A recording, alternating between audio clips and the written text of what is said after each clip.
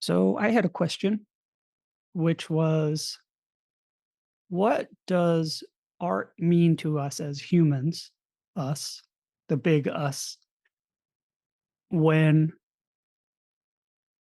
a computer interface can generate anything that we can imagine? A layperson, a non artist. So, me as someone with an imagination, I have in my life been able to draw, been able to paint um, somewhat competently, but not great. So I can usually get my ideas on paper if I want. I don't think what I generate would be called art. I have composed music before, and now I can go to a couple of tools and type in a few prompts and get a pretty polished song. It's a little shocking. Um, we used to turn to art for sort of magic. How did somebody make that? And now, in a lot of cases, we can generate it ourselves using keyboard and prompts or a text interface or a voice interface or whatever it is. So I was thinking about that for a long time while we were making this episode, which took somewhere around 5 months.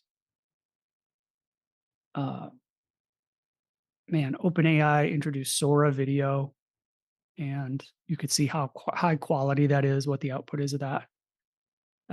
You'll hear in the first conversation a reference to, I think Amy says she hasn't heard it, she hasn't seen great video yet, but I kinda say like, "Yeah, it just came out," you know? Sora, the demo of Sora I saw just blew my mind. And just last week while I was finishing this episode up, OpenAI and Google both rolled out a truckload of advances in generative AI and AI integration into almost every part of what they're doing, including OpenAI's, uncanny or yeah, canny, I guess, voice assistant that they've introduced that'll be coming out soon as well. So we've seen this just move on and on and on. And what art used to be something to behold, and I think for me, I'm kind of at a standstill on, well, what do I how do I behold it now? So to answer that question or to help understand my own feelings, I spoke to three wonderful and generous people who made time to talk to me. First, you'll hear from Amy Brisgall. She's a professor of art history and a researcher. Her research covers a lot of areas, but performance art in Eastern Europe and spans the 1960s and more studies into the late 80s, the 1980s. So you could see quite a sea change in terms of culture, especially in Eastern Europe. If you know your history, um, all of a sudden the 1980s feel like a long time ago. Not that long ago. Um, she has a great insight, and her knowledge of performance art as a particular kind of art that has yet to be fully replicated, although Sora could be something that does create an emulation model where video could replicate some formats of performance art, although not all of it. Was a really illuminating conversation and a historical context marker for me. Next, I talked to Grace Ebert, who is a writer and editor at Colossal, which is an online art publication that I am just a nerd for. I've been reading it for years, daily. Every entry that they put, that they post, that they publish, I read, I consume. And what was interesting is I don't consider Colossal a very snobby art publication. I consider it really accessible. And Grace made some interesting points about their editorial philosophy, which is she used the word optimistic. Um, and I was like, yes, I get it. But it is very tactile. It is very focused on materials and substrates and the stitch points, the connection points between parts of the art. And that texture is something that um, is intriguing to me as I think about generative AI, because you can replicate the appearance of texture, but you can't replicate the actual texture easily. So I wanted to get Grace's insight into that. Why do they choose to feature those types of things? And they've been by the way, that is not a new focus. They've been doing that for years. That has been their focus, that handmade quality of the art that they choose using recycled fabrics or, plastics even, has been something that they've just been interested in naturally. I thought it was useful as a conversation point, and I think Grace shares some true insights about why it's meaningful to us as consumers of art. And then lastly, I talked to a digital artist named Double Plus, which is a pseudonym. And if you listen, he'll explain why he has that pseudonym. Essentially, he wants to stand away from the art.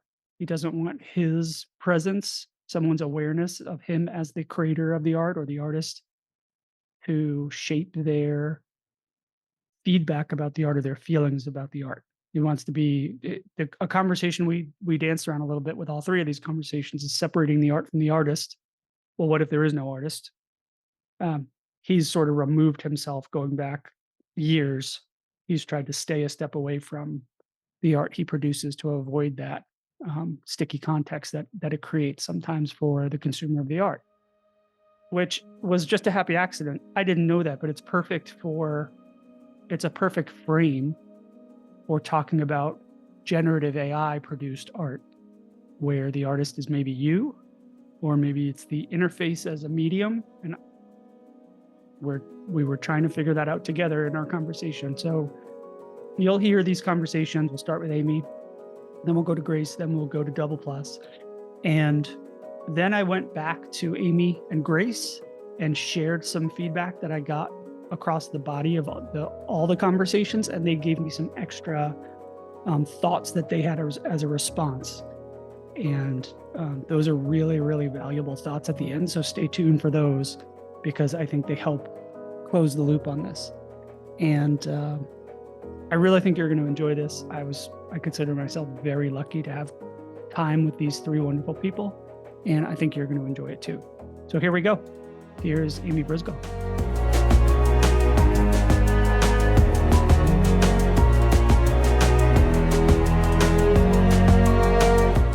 This is the Strategy Inside Everything. I'm Adam Kiernan.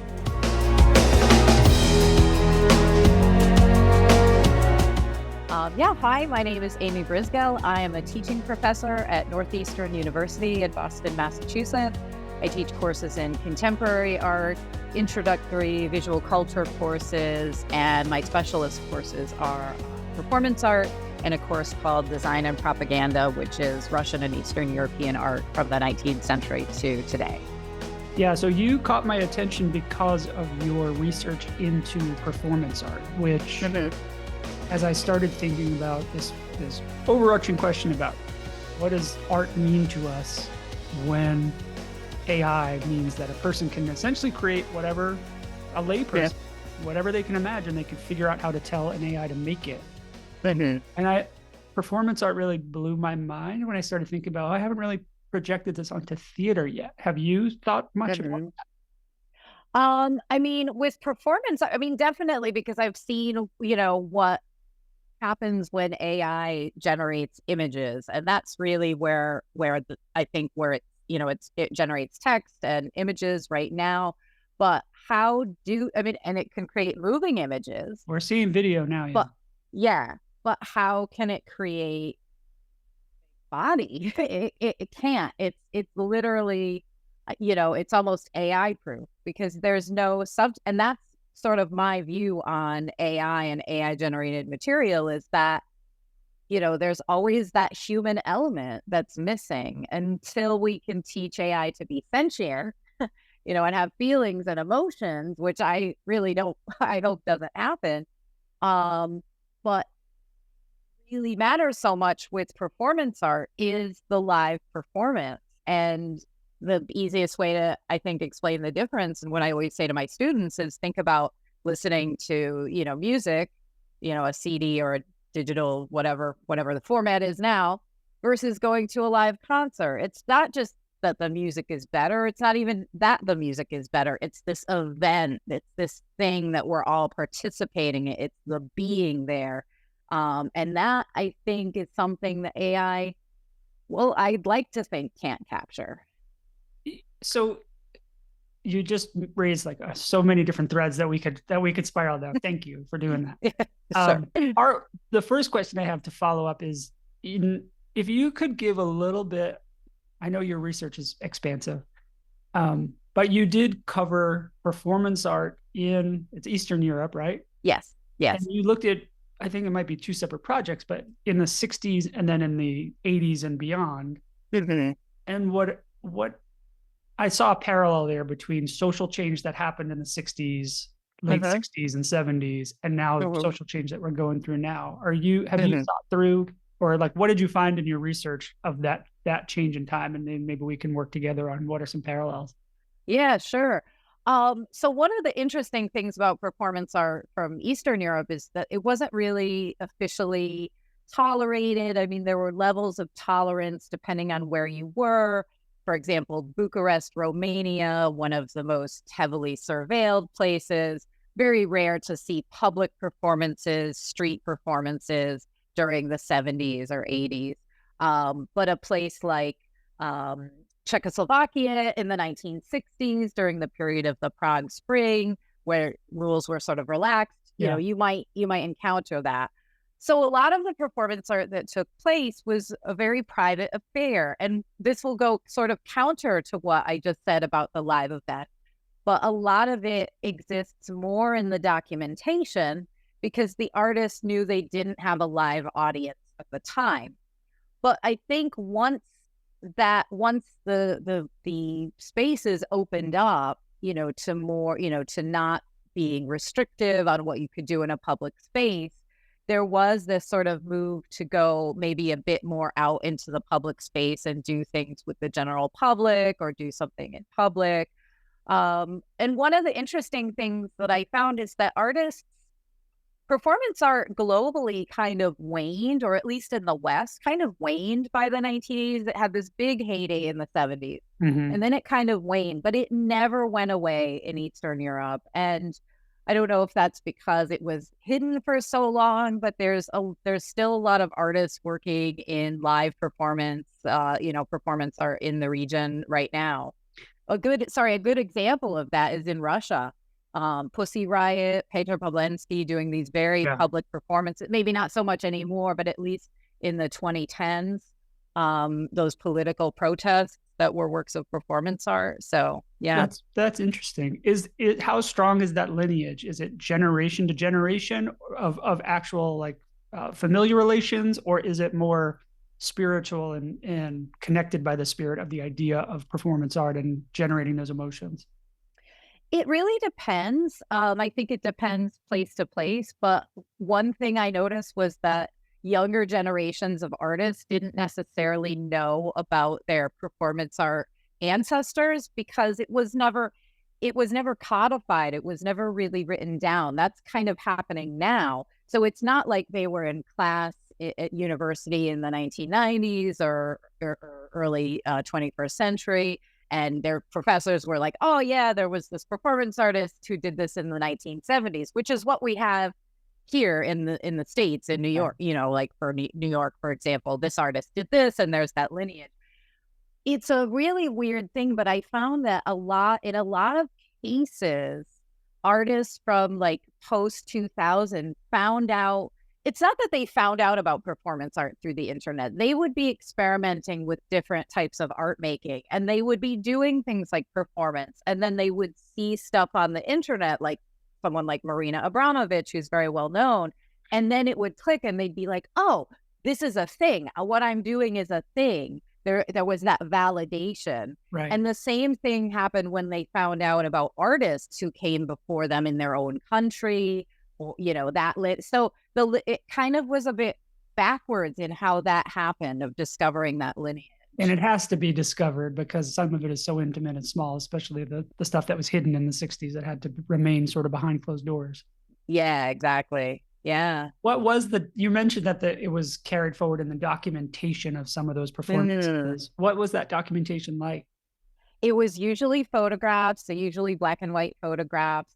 It was very hard to get your hands on recording equipment in Eastern Europe. Any kind of mass media production video camera, even photocopying was heavily policed. So like one example is that, anyone that had a photocopier, they would have to keep track of how many photocopies they made and what they were of, because the government didn't want people printing Right. propaganda flyers and like anti-government posters. So, and video camera, it was pretty new technology that was very hard to get in Eastern Europe in general, but cameras were readily available, like film cameras, and they were not, in fact, there were a lot of amateur photo clubs that were started. So photography was, really, really quite big. So it was usually documented with photographs. As the performance artists over time, I mean, maybe it changes by period. Mhm. What's the genesis of that work? So when I think of a traditional medium, a painter or something, Mhm. they usually start with either a subject or an emotion they're trying to evoke. How Mhm. does it work for performance art? Mhm. It's exactly the same and it's just the medium's different, or is it? It's a really good question, and I find that a lot of different artists will use different methods. I think to make a general statement, I think it starts with an idea. And what I've heard from artists, and I've interviewed, hundreds of artists. So like I feel like that's a really good way to understand, what's behind all of these things. Yeah. Um, and they'll start with an idea and they'll say to me, I was looking for the best way to express this idea, the most efficient and expedient, the most direct way. And if it's not painting, if it's not drawing, if it's not sculpture, so then sometimes it would be the body, it would be a performance, it would be an act.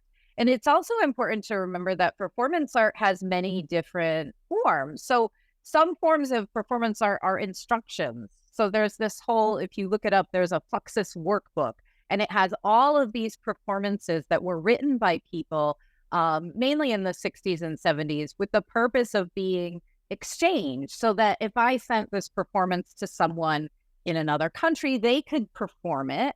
I, as the artist, own the idea, but the person performing it is performing my idea. So Oh, that's that's interesting. that's one form. Performance can be, it could be like a photographic performance where you're performing for the camera. It could be a live performance in front of people. So there's a lot of different ways, that people will express themselves through performance. There are some artists I've spoken to who start with the practice of drawing. They start with a drawing. In some countries that I studied, performance art developed out of music. I don't know if you've heard of the composer John Cage, but Yeah. he was active at Black Mountain College. There was a whole strand of performance that came out of that, which was maybe more along the lines of theater. So, but I think, and the way I teach it in my classes is that performance comes, I think, starts with an idea, and it's a way of expressing the idea that can only be expressed through the body or through a live act. So if I'm an artist and I have this idea and I create this performance and then I put together the instructions for it and I send those out. Hmm. It's Yeah. almost like the reproduction of the idea. What's the relationship then between the originator of Hmm. the idea? Is that person referenced during the performance by the next person? Is it like, It should be. That's the way that, I mean, so it kind of operates on a system of trust in that sense. There's a series of performances that I do with my students. They're scored. So if you think of it as like a musical score, right? So if you go and buy a score of a Bach uh, piece of music and you play it, you're not Bach, right? You're you playing a piece by Bach. So there's a score. There's a series of performances by an artist. Her name is Tanya Ostojic. She's originally from Serbia, and I do this with my students every year. I give them the score. I tell them about the piece. It's her piece, but you can perform it. And the artist has an entire website dedicated to this performance where other people perform it. So the ownership, the copyright is the artist. It is a work by Tanya Ostoich, performed by Amy Brisgell or someone else. But she makes that part of the expanded universe Mhm. of the performance, Yes. so that Yeah. each person that performs it makes it more meaningful and adds to the context of it. Yeah. Yeah. Those are called delegated performances because you kind of delegate someone else to do it. And you also don't know as an artist, if you do that, you don't know if 10 people are going to do it or 3,000 or zero, so it's more the life of the piece is more in the idea. But I think the more people who do it, like you said, bring it to life and activate it and add to that history of the piece. Well, in that example, I mean, having a website where you're documenting all the Mhm. next people that are doing it and Mhm. connecting everybody, that's an amazing scale Yeah. for something that can be Yeah. so intimate. Yeah, exactly. Yeah, and the performance, they're all done by what their scores for one person to do the performance, but you can do them in a group. One of the performances just it's unpacking a bag in public.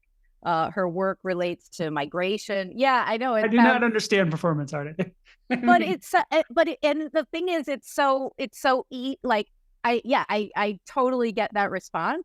But once I have my students do it, they understand that the artist is putting you in the position of a person who is migrating or crossing borders, and that exposure that comes from vulnerability. when, yeah, complete vulnerability.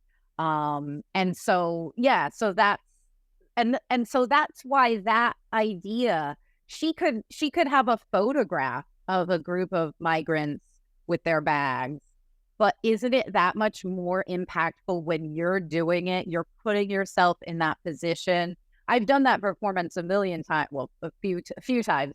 And you start to get nervous. Like, if I'm doing outside, are my papers going to blow away? Is someone going to see something I don't, because the project is to unpack your bag completely. Like, you take your wallet, you take every card out, you take your makeup bag, you take if you have medication, if you've anything, You're not and nothing's it left in there to hide. Yeah. nothing to hide. Yeah. Yeah. That is a place of vulnerability for sure. Yeah. So you that raised another couple of questions for me, which Mhm. one of them is about attribution, which Yeah. is a question for AI and large language models and the training Mhm. source.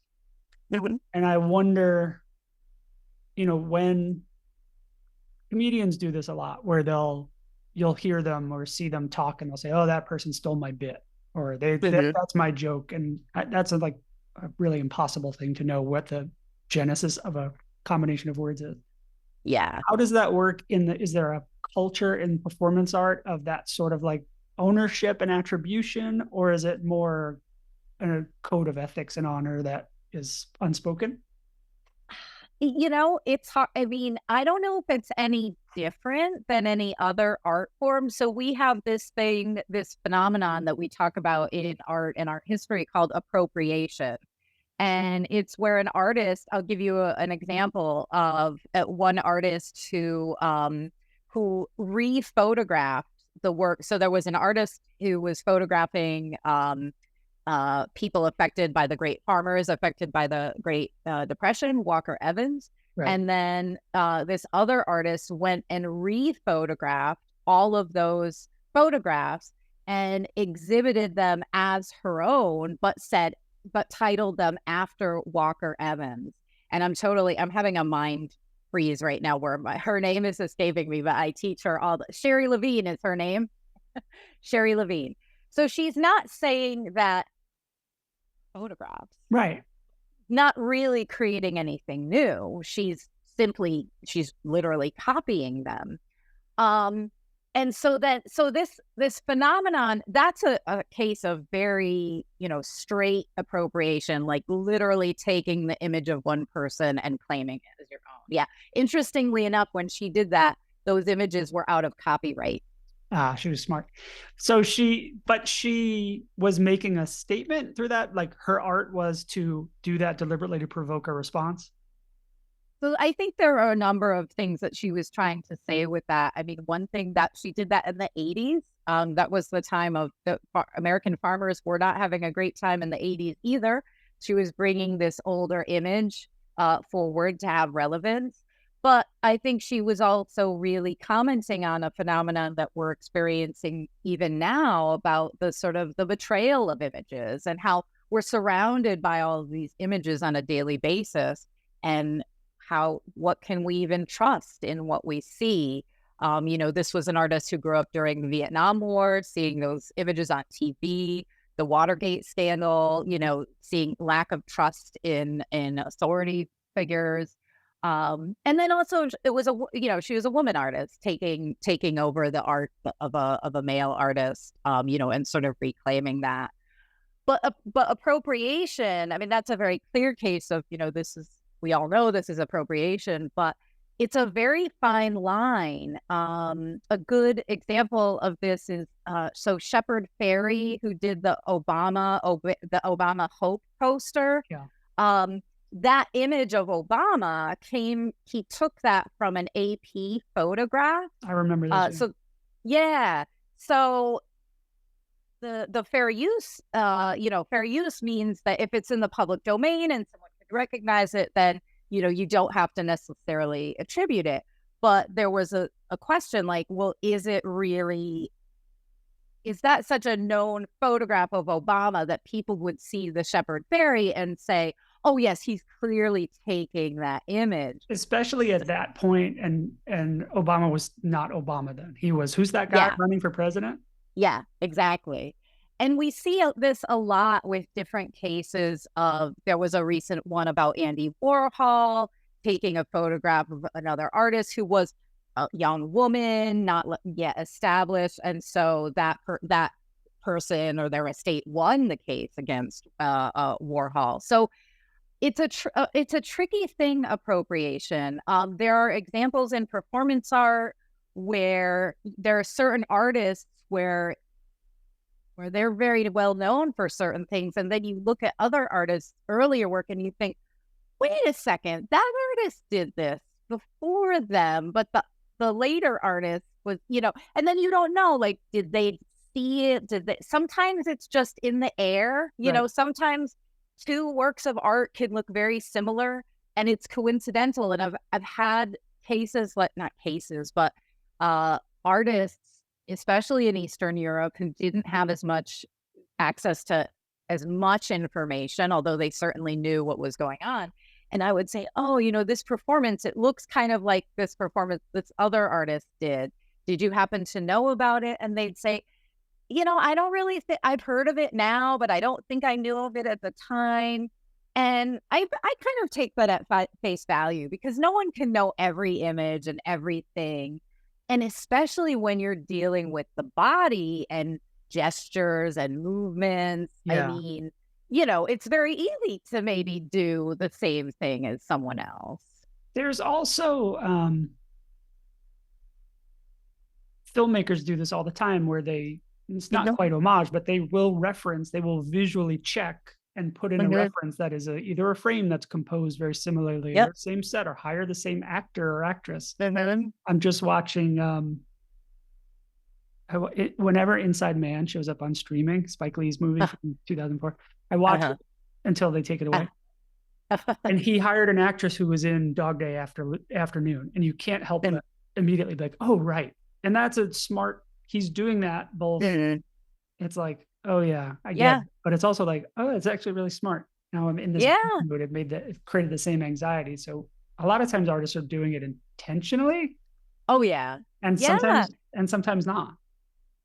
Exactly, and that's the thing. I think if it's a piece, if it's one element of a performance, that it's fine that that's an homage. I think all artists understand that as homage. We also see that, throughout history with painting. Like we see, oh, look at this, Caravaggesque way of Right. painting light with the strong shadows and things like that.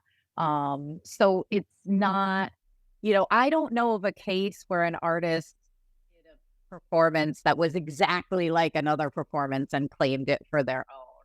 you Right. certainly see influences and parallels and similarities.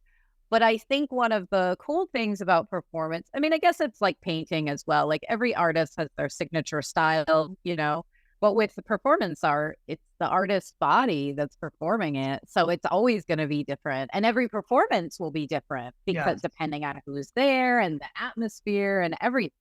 Yeah, and that's So, what makes it dynamic. yeah, exactly. Yeah. How do you think about appropriation and in the context of AI? I mean, where I know there's been a lot of lawsuits and legal proceedings already about what images and what content we use to train models, but even more directly for me, the non-artist, the layperson, go into Dolly and type in, make this look as if Caravaggio, like, you know, Yeah. I can kind of just do that. What's Yeah. thought as an art historian, how do you think about it?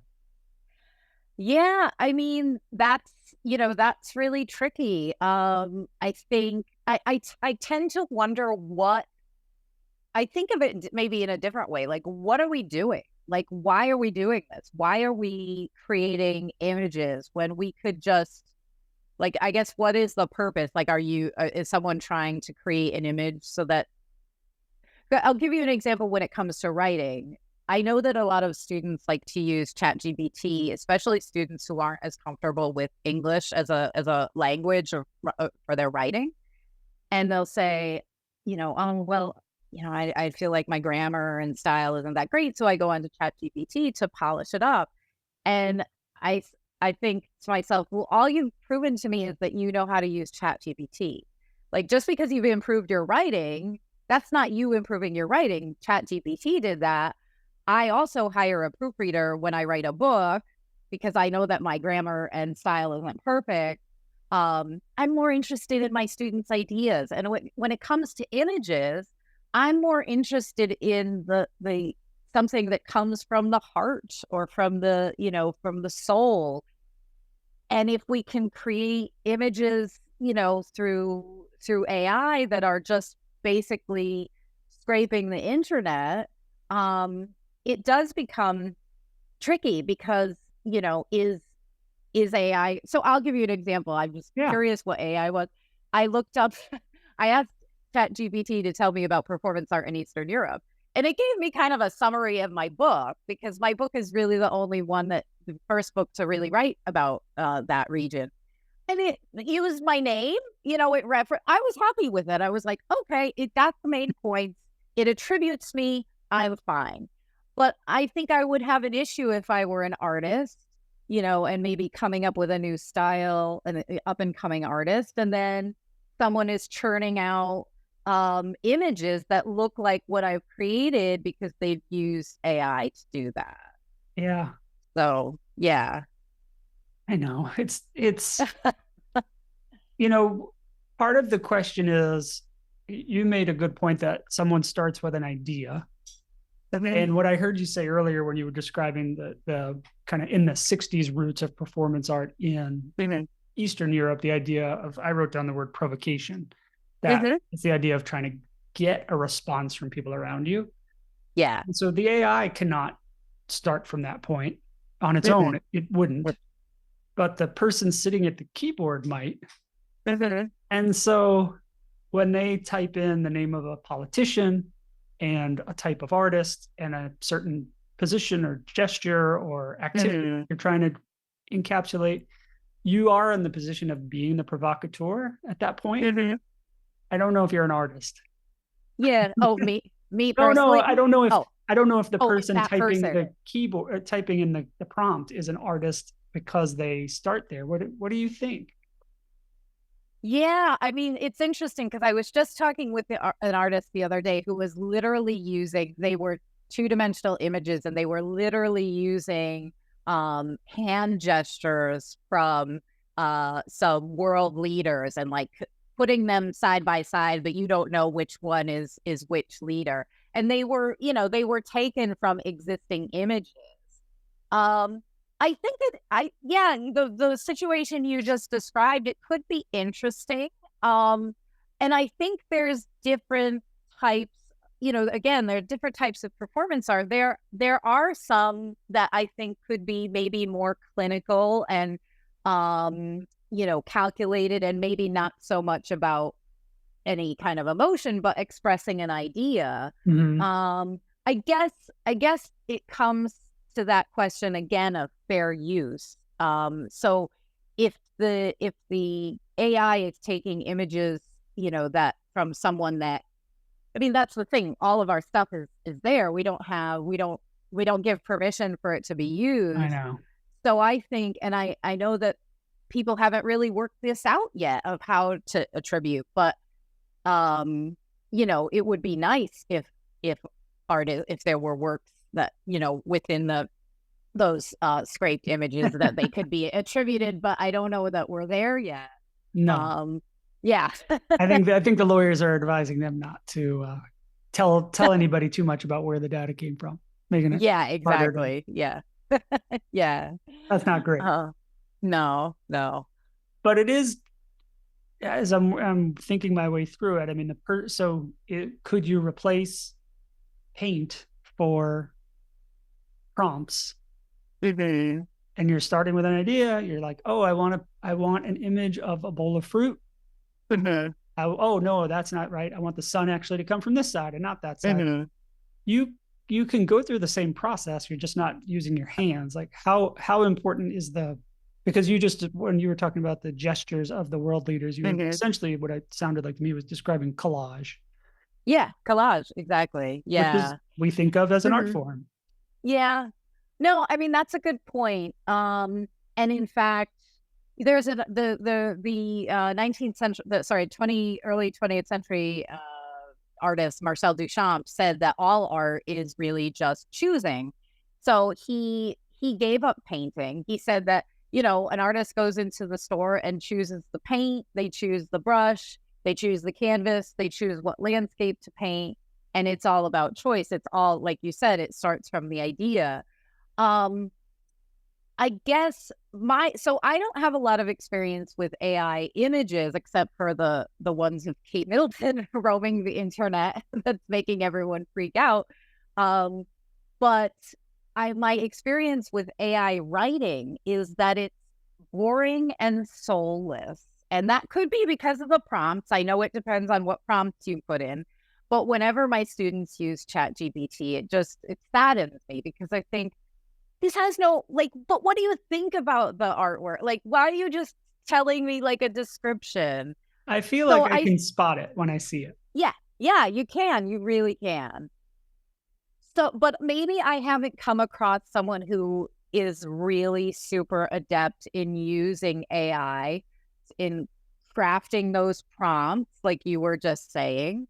Um, but but then again, it comes back to the question of, why do it? Um, I mean, I suppose if the artist felt that that was the best way to convey their message to use AI, then I think it would have a legitimate claim. But if it was an artist saying, or a person saying, I wish I could paint and I can't, so I'm just going to do something on AI and make it look like I painted, then I think that's, anyone would say, that's deceit, So it's like anything, because it's like outsider art. It's based on the intent. Yes. If they Yeah. sit down and say, I am trying to create art, it's art. Mhm. And if they're Yeah. sitting down to say, like, let me goof around, here's what came Yes. out. It's like, is it Yeah. still art? I'm not sure. Yeah. I would agree with that. And that's what we always come back to in my classes when we talk about all different kinds of art, conceptual art, and the question is it art?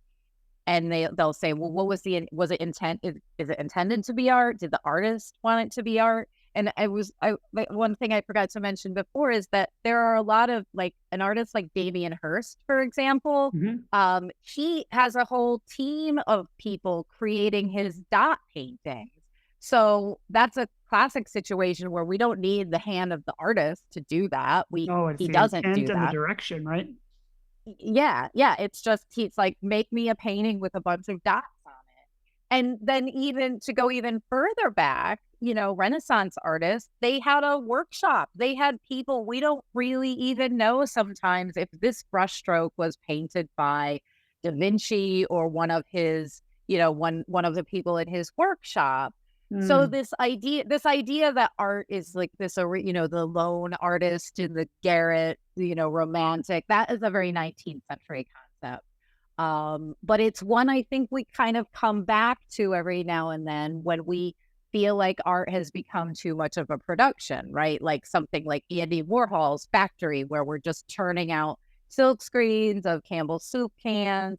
And then in the 80s, so that was like 60s, 70s period. In the 80s, painting came back with a vengeance. Artists were painting with their brushes. right. And I think it goes in cycles. I mean, maybe AI generated art will be a cycle that people will say this is relevant now, and then they'll shift to something else. What is it about performance art that people, viewers of it, most respond to? Like in Mhm. your research and in your own experience as a performer and a Mhm. viewer, what part of it is it? I think it's the presence. And this is something, it's interesting because as a person who's studied so many performances, I've seen very few live performances because I'm an art historian. I study history. I study performances that happened years ago, and I study them through the photographs. But an important part of my research was talking to the artists to try to understand the context of what it was like to be there. But I think that when there's a live performance, it's really the presence of the artist, Mm, and it's really no different than when you're teaching in a classroom or you're performing, music. You feel the energy of that crowd, and that's why every performance will be different. So a good example, someone who's done these very extreme visceral body performances, Marina Abramovic, she's, cut herself, you know, deprived herself, all these different things. And, I've never seen a performance by her live, but I imagine that if you are in the presence of a person who is doing something to harm their body, ugh, yeah, and it's for a work of art, so it's not, it's not a crisis. I would imagine that that's a very powerful thing to yeah, experience, there's and a real it is, tension in that room, I'm sure.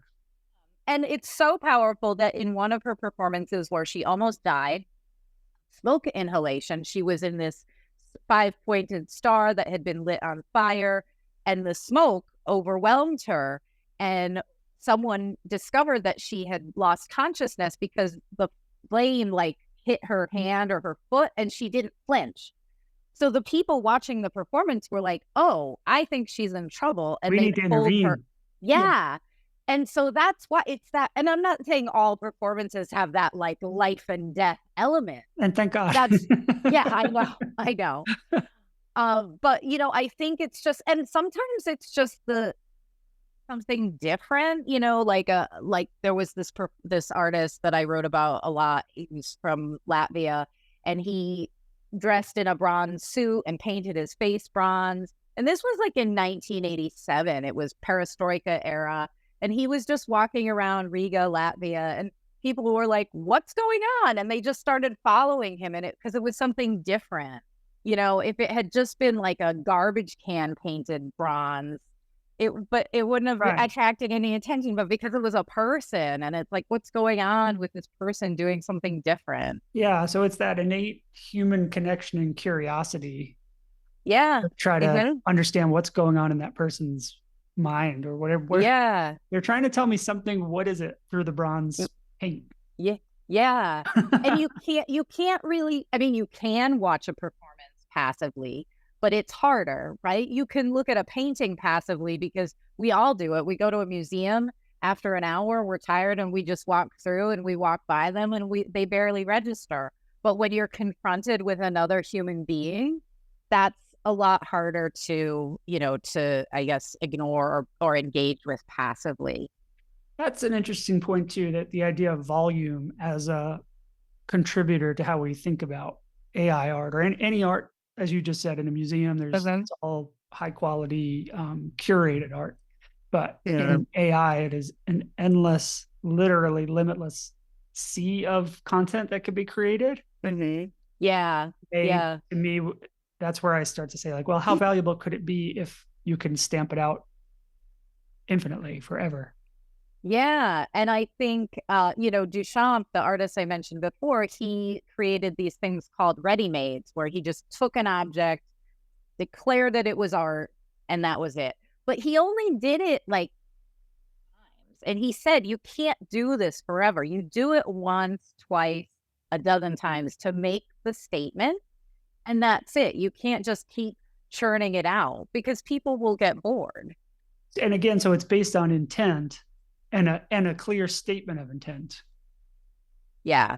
hmm Yeah, for Duchamp, it was about, like I said, choice, but also authorship. Like signing the work was also important. Like I sign this work. I am the author of the work, so authorship, but also context, right? Because if something is in an art museum, if you put something in an art museum, this happens all the time now. Like someone might see something weird in it, like a pineapple on the floor, and they're like, wait, is that an artwork or did someone just drop something? And we don't know now because there's so much of this. Anything can be I know. art. I think of the banana that was a couple years ago. Exactly. The Catalan piece. Yeah, Yeah. We that just had talked about everybody. that in we talked about that in my class. And my students had so many questions like, did they replace the banana? I'm like, do you think the banana was the important thing? Was it about the banana or was it about the gesture? Because obviously it's not the banana and the duct tape, right? Well, how much also is about there's the object, there's the intention, but then there's the it's not always a response, but it's like the feeling Mhm. of the viewer, the feeling of the Yeah. individual. And so I have a Yeah. question about AI art too, because I have seen images and videos that certainly I've been like, wow, that's beautiful, or I'm moved by that, and then I look at it and I'm like, Yeah. oh, I think that's from AI. So Mhm. it is able, some of that stuff is able to generate a response from me. Yeah. Yeah. It is. And I just heard about someone wrote a book using AI and people really liked it. They thought I was surprised because I thought, oh, I've read AI generated stuff. It's not interesting. For me, I think we're at a particular moment here, right? Whenever something's new, we don't know how to deal with it or understand it. So, 100%. like I told you, when I read things that my students have written using AI, it makes me sad and I feel betrayed. I literally feel betrayed because they've submitted something that they're like pretending that they wrote and they did, and then I have to give feedback as a professor and say, "Oh, good job." And who am I talking to? Am I talking to, the the AI Ethernet, So I felt like literally betrayal is the word that I use to describe that. And I just wonder if it's so new right now, that maybe, 10, 20 years we'll be like, yeah, of course AI generates, content. We're fine. Maybe it'll get better at generating content. Yeah. But I just don't think like people thought the camera would replace painting. People thought video would kill the radio star. None of these advances in technology so far have eliminated anything in the No, arts. not yet. In fact, I think we just adapt. We adapt. People, early days of photography, it was really more of a scientific thing, and film as well. People would go to films and be like, oh, wow, look, moving pictures. It wasn't about the art at all. And then people developed, montage and different ways of creating films that weren't just a document of reality and, art photography and things like that. And all those things exist. We still use photography as documentation, but we also use it to create artistic images. That's I again, don't it think it, comes down to choice and intent. and I don't think anyone feels betrayed by, I think maybe when people first started photoshopping images, maybe they did feel like, oh my God, I can't believe that place is not really that green. But now we know, we're like, oh yeah, that's probably just, Yeah, yeah, yeah. Photoshop. Yeah. That's funny. But Photoshop is the photography itself isn't the subject of the betrayal, but the Photoshop could be. Yes, exactly. Yeah. So And you're right, we have enhancing. gotten used to it. So that's a pretty good analog that you just that you Yeah. brought up. Hmm. I have a question about AI. Do you have a policy for, like, I teach a class at ASU and I have a policy that's part of the syllabus. Do you guys have a policy at Northeastern? Northeastern does have a policy. I mean, students are not, it's really, it comes down to plagiarism. Like, students aren't allowed to pass off work by someone else as their own. Right, of course. So it's quite tricky. Like, if they, I mean, what we're told to do is that if we suspect the student has used AI, we're asked to meet with them, ask them about, their work so we can see if they really did it. And then ask them to rework it using their own ideas.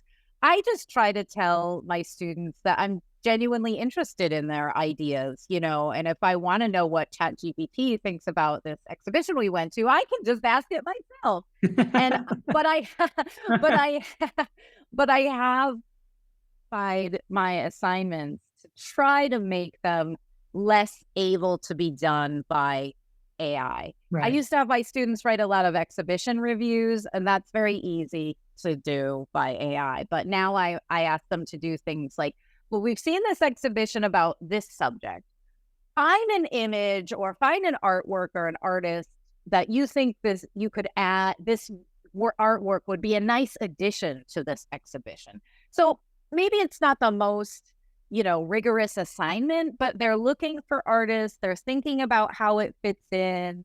Um, I don't know. I don't know if they're asking Chat GPT, but eventually they have to submit it to say, and explain it. So, like, if Chat GPT makes a horrible choice, then I'll see it. Right. I mean, students have been cheating since forever, so you're never It's going to not the get out of that. technology. No. No, it They've had isn't. It Cliff's isn't. Notes since the 70s, right? Yeah, exactly. And, in my mind, I'm like, you're only cheating yourself, even though I never say that to them because, like, I know how silly that sounds. But It the is. other things, yeah, Go ahead. I was just going to say, students today, they are so stressed out and I don't know how it is there at ASU. It's so different from when I was in college in the 90s. I never thought about jobs. I just went to class. I liked it.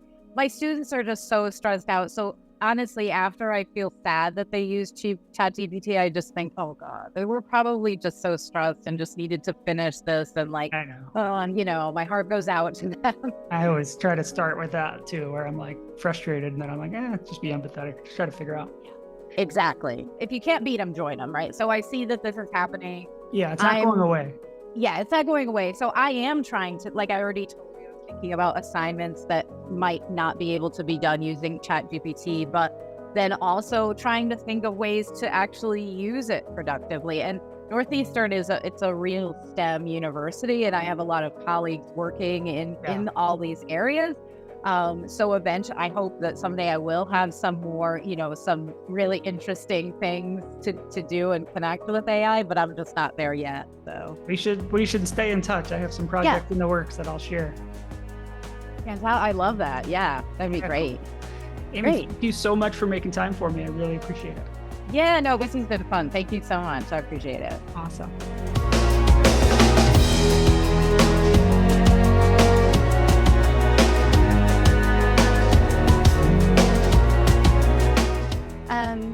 I'm Grace Ebert, and I'm the editorial director of Colossal, which is an online art and visual culture magazine. We've been publishing since 2010, and we write about everything. Like I said, art, so visual art, paintings, sculptures, things like that, but also film, photography, different craft disciplines.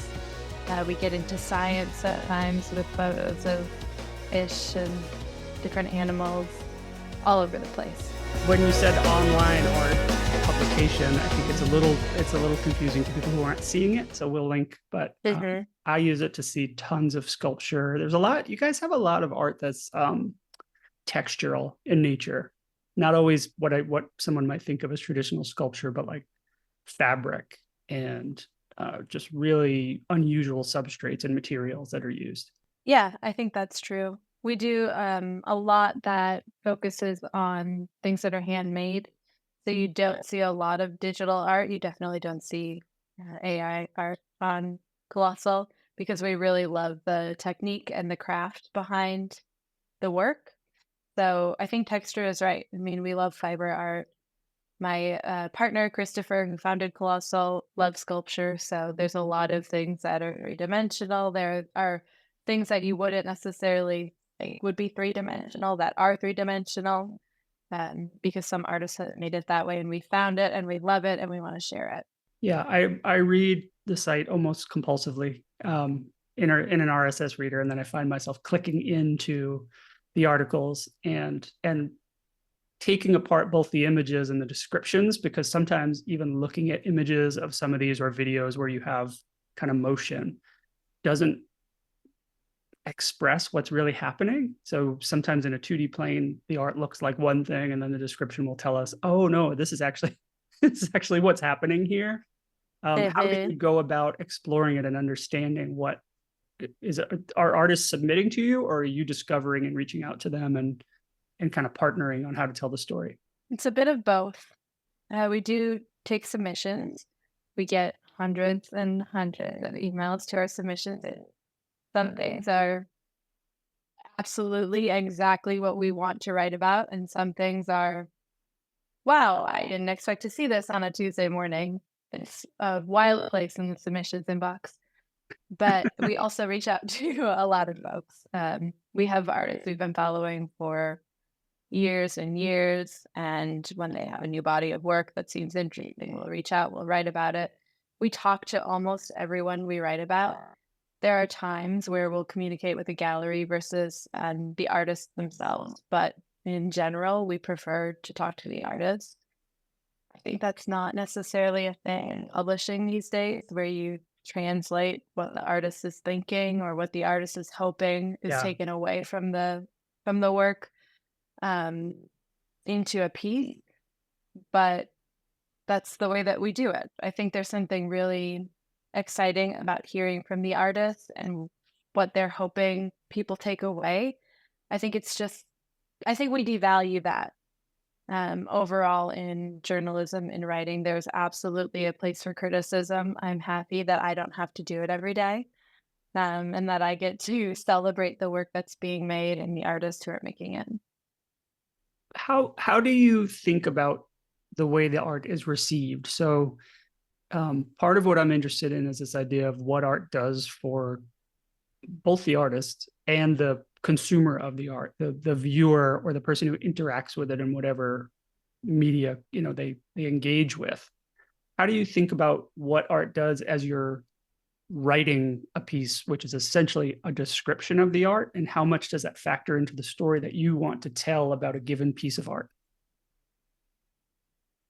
That's something that we have been talking about a lot editorially because, as we were saying before we started recording, the publishing landscape is very different these days. Yeah. So we used to rely a lot on viral traffic. There would be something that we would publish that would just go all over the internet. We would get millions of views in an hour.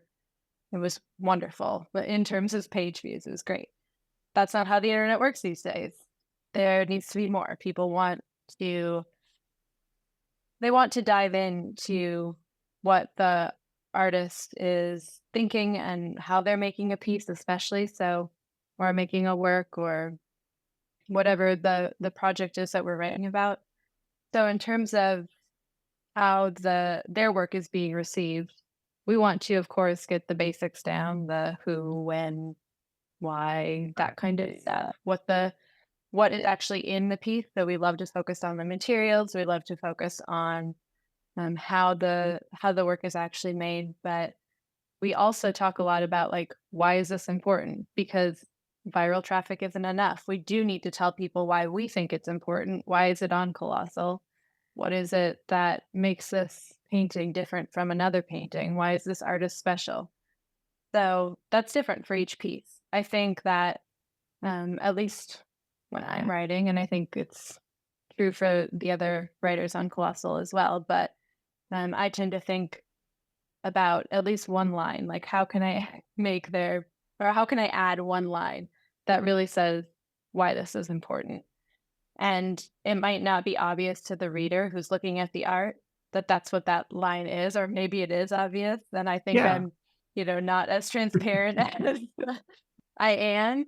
But I do think that that's really important to add this broader context so that when people see the work, like you're saying, they can read more about it, they can understand what's happening and how it fits into this mass of visuals and content that we have on the internet.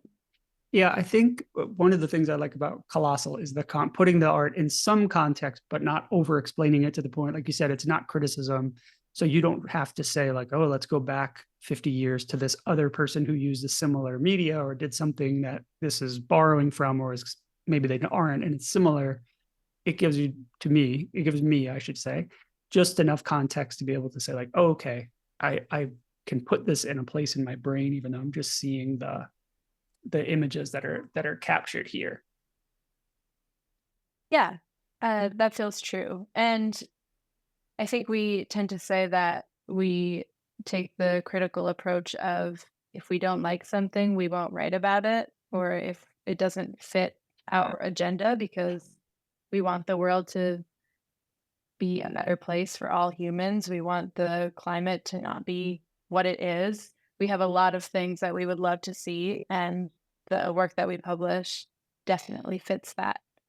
So That's I such a think cool, yeah, yeah, that's such an instead interesting of point of taking a view critical approach, because yeah, so much of the internet is like, let's find things to dunk on or things we don't like. And you're just saying, let's just pump up the things we really like or we are excited about.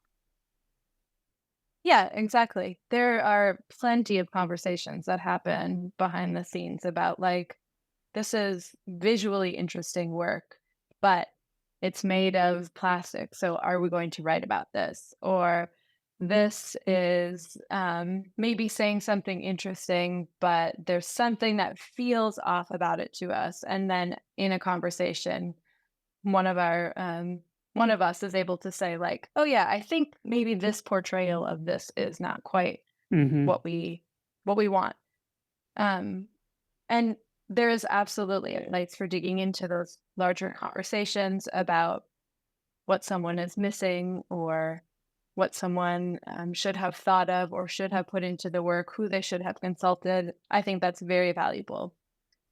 I also think that we have a lot of that. And sometimes it's also okay to let people think for themselves and let them come to the work and know that we have vetted some of it to a certain extent to our Yeah. standards.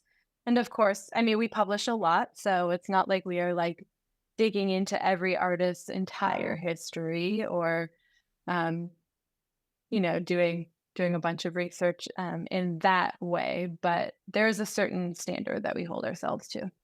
So what do you think art does for the person beholding it, taking it in? I mean, how have you thought about that? Admittedly, Easy question. yeah, I was gonna say, admittedly, I write my pieces, I publish, and I am kind of like, okay, that's done. And I, of course, think of my readers in an abstract way, but I don't always think about how they are receiving the work. That being said, we, of course, get feedback. Um, so I think that for colossal readers specifically, there's a lot of conversations about optimism and hope. I don't think that the work that we publish is inherently optimistic, but it does give a lot of people hope. There's a human connection in art. Art is the thing that only humans make, which is such a basic argument, but it is still so true. And I think it allows people to remember that there's creativity, there are solutions, there are different ways of approaching something, there are different ways to think about something. And there might be someone out there who they can connect with over something that maybe is really difficult to engage with or is a topic they don't know anything about. I think for us, at least, we use a lot of the work to educate. And in turn, Colossal is used in a ton of classrooms, which I think is interesting. That's part of why it's pretty safe for work because there are kindergartners who are looking at Colossal. So we want to make sure that they can take a look and a teacher can bring it up on the screen and they can enjoy the work. Um, but yeah, I think that there's a way to engage with art that helps you feel like a human again. Yeah, that's interesting. Yeah, and you mentioned that humans make art. Humans are the species that we know produce art. And then I had invited you to talk about AI, which is, in a way, is another medium for art creation. There's a person today. There's a person at a keyboard who is adding a prompt. Who knows? I mean, that's not true of all AI art. Some of it is algorithmically generated, I'm guessing. You mentioned earlier a decision for Colossal to focus on things produced by hand or by tools in hand, but not AI or digital art. And there's a lot of sites that are dedicated to those things. I don't think it's right or wrong. I just want to hear your perspective on what is the dividing line for you and your team at Colossal that kind of puts that in another category or another area of focus. Yeah, it's a good question. I also agree that I don't think there's anything wrong with it. I don't think AI is neutral. I don't think any technology is neutral, but I also feel pretty ambivalent at this point about its implications. I think that there is absolutely potential for good and absolutely potential for some sort of sci-fi dystopian movie we've probably all seen. Robots taking over the world. Or worse. But yeah, or worse.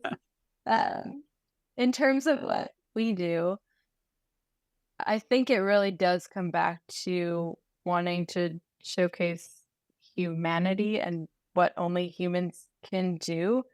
I think it can feel kind of hollow to understand that there was, even if a human is behind the prompt, to understand that there was a person typing something and then this program spit something out. Yeah, it kind of appears. It just feels like it feels like it loses its meaning. Like, what is the point? One thing that we love to do, as I said, is to talk about the process, to talk about the meaning, to talk about how someone put together a tiny little like quilled portrait, how they spent hours and hours rolling up the little pieces of paper and sticking it into the portrait to I love make those the figure. intricate paper art. It's amazing.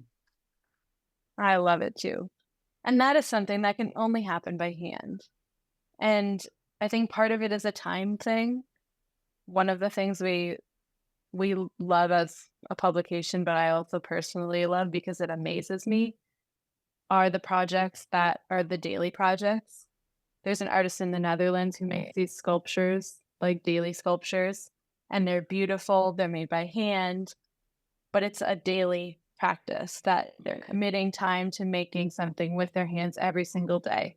There's Lily Stamps. She's in Milwaukee, and she made I don't know if you remember them. They're coffee mugs, but they have all these different handles. Oh, yeah. Wildly different handles. Yeah, the chains or the spikes. Those are made by hand, and those are something that that's coming from her. They are very unexpected in the way that AI sometimes produces work that's very unexpected, but they're coming from her.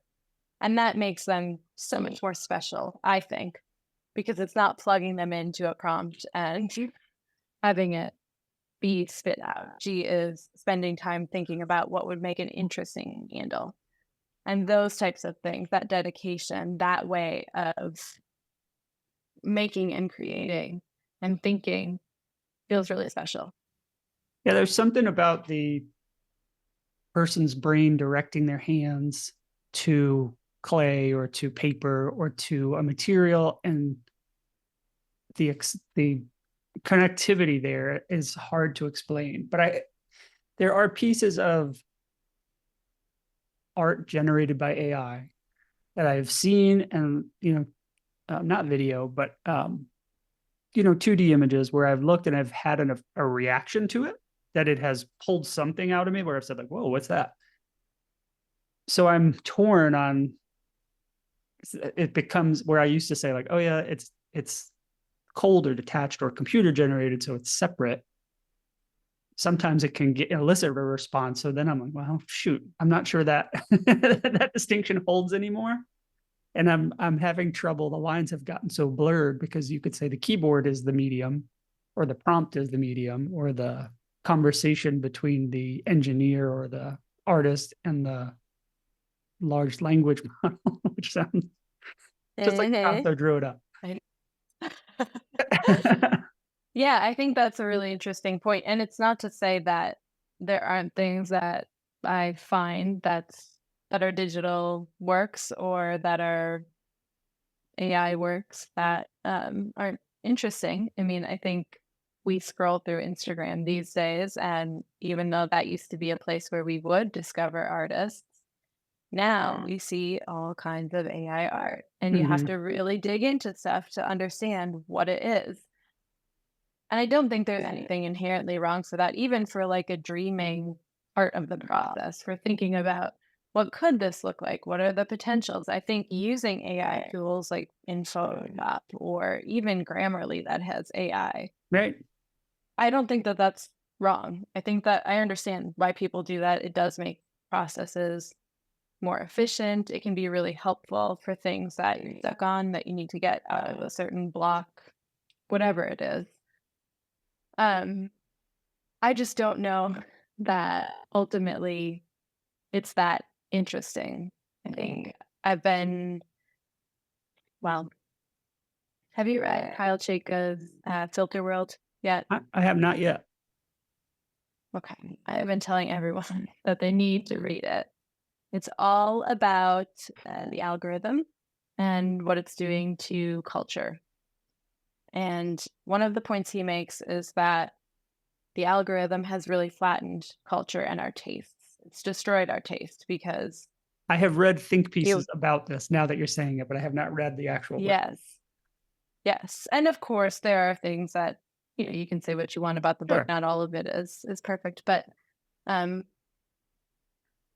one of his points is that he realized over the course of a couple years that every time he traveled, he would be in a new city, different parts of the world, and he would look on his phone about where to go get a coffee.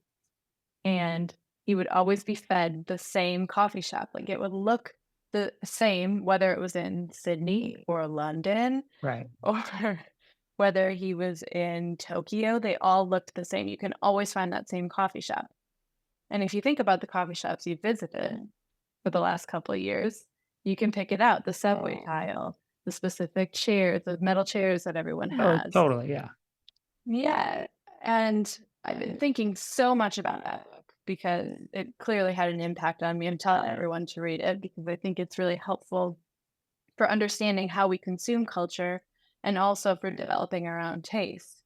But this flattening effect, in that we have seen a rise in bait interiors and certain kinds of art have been privileged, I think that AI could have the same effect on art, or at least that's how I'm thinking about it. If we're all using, even if we're using 20 different platforms that are dominating how we are generating AI art, wouldn't it still have the same flattening effect?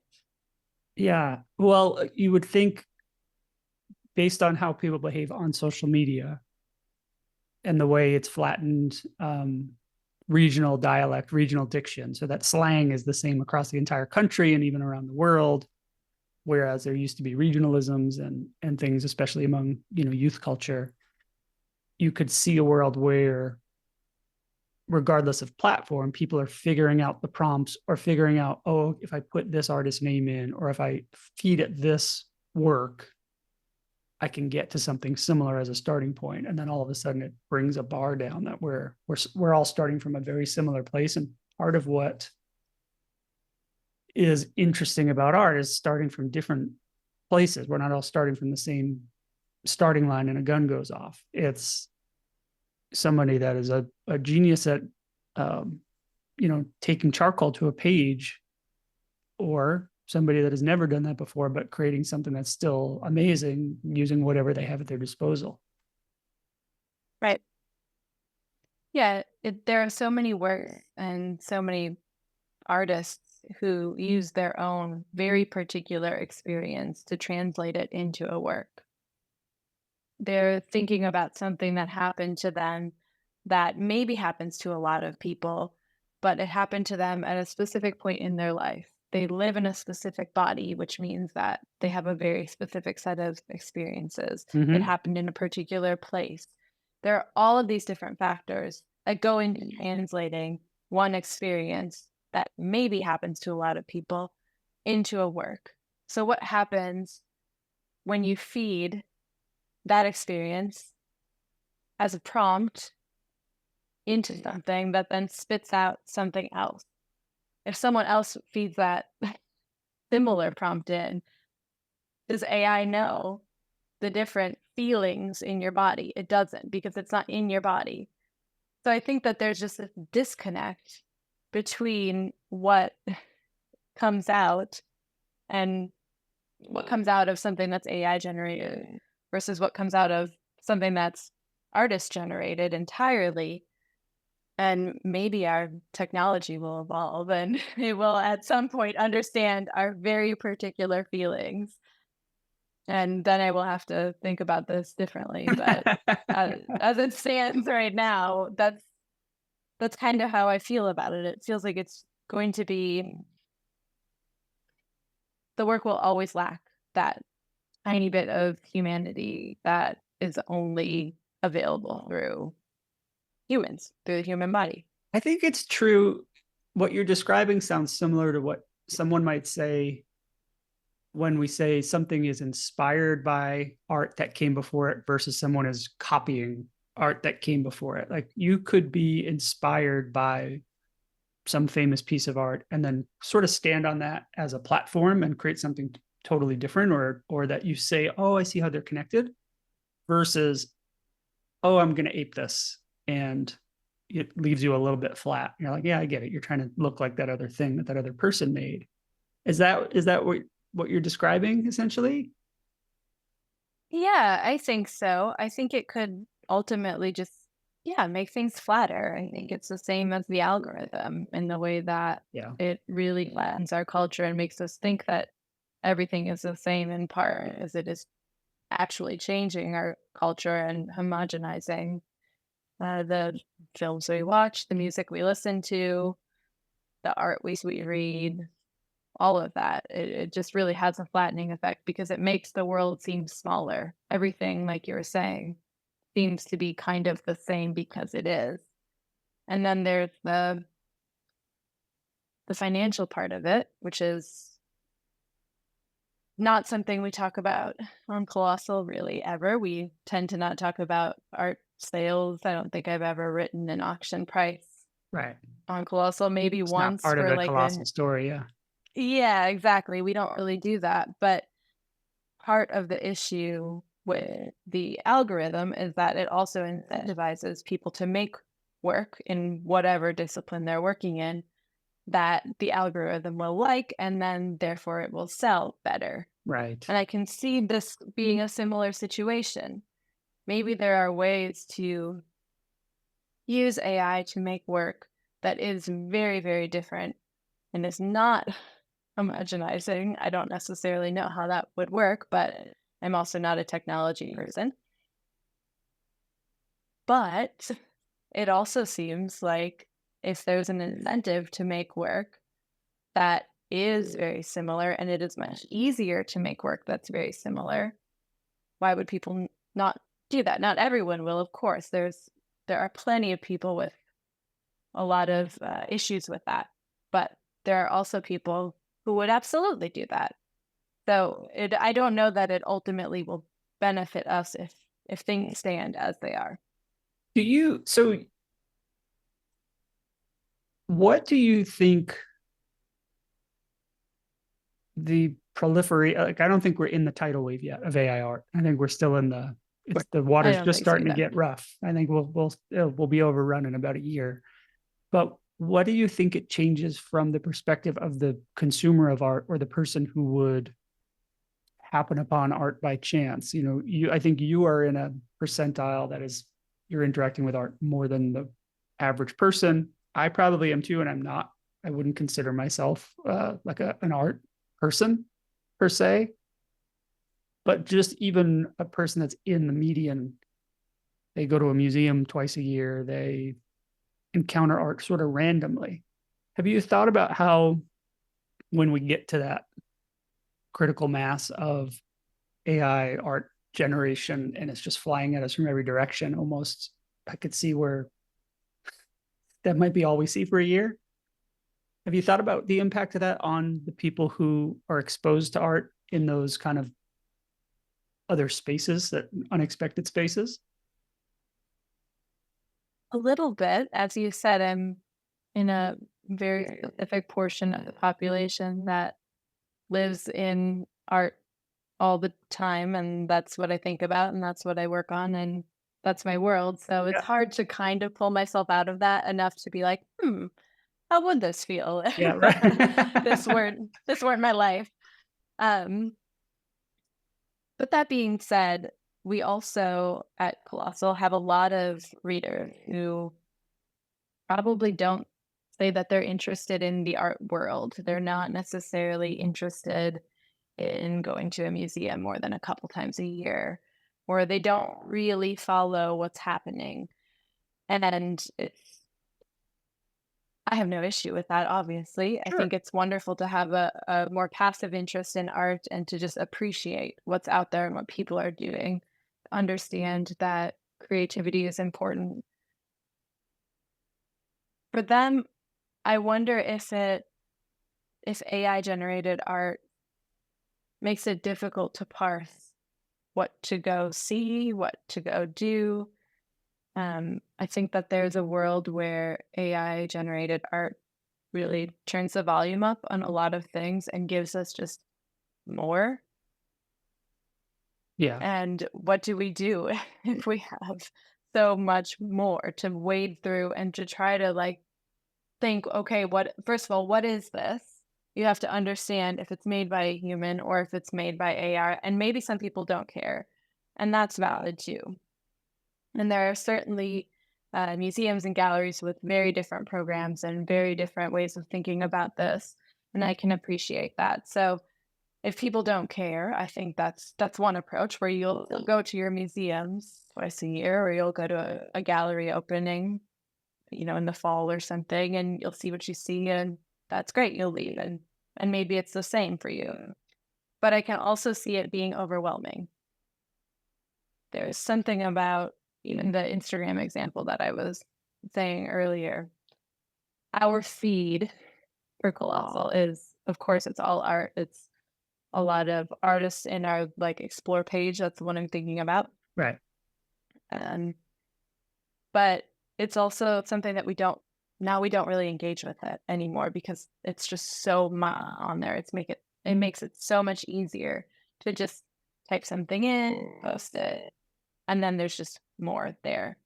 So I can see it being overwhelming for people, yeah, who are engaged with art, maybe not every day, or maybe they it's something that they put into their life for a very specific reason, and they're still very interested in what's happening, Yeah. but then they have to dig into it in a different way. And it's not to say that they wouldn't do that. People are very, very smart, and people are willing to do the work for sure. But it maybe is not as an enjoyable of an experience if you have to do that extra or take that extra step back. Yeah, that's an interesting point. I think especially for the kind of pieces and work that you guys focus on, where half the story is like they made that out of recycled what? Or I've never seen these combination of things together versus I can just imagine scrolling a feed of 100 AI generated images where maybe they feel dimensional, maybe someone's put the work in to make them feel layered or feel somehow textural, and your brain is kind of rejecting it and saying like, yeah, but I think it's synthetic in a way. Yeah. I don't I know. mean, we've learned, yeah, I think that's fair. I think even anecdotally, we have posted maybe, I don't know, one or two things early when AI was really starting to be popular about like this person made these like quirky things within AI, some sort of tool, where this person did this. We've had a couple sponsors who have wanted to promote their AI software. And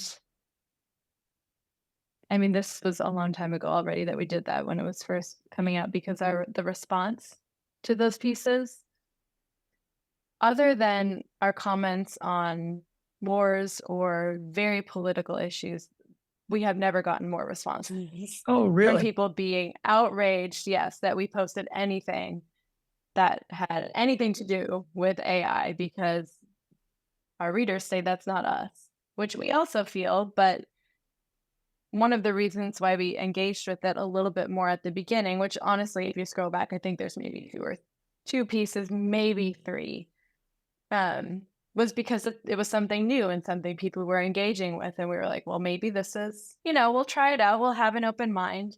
And at this point, we've pretty much taken a much stronger stance on that. Hmm. And we don't cover it at all.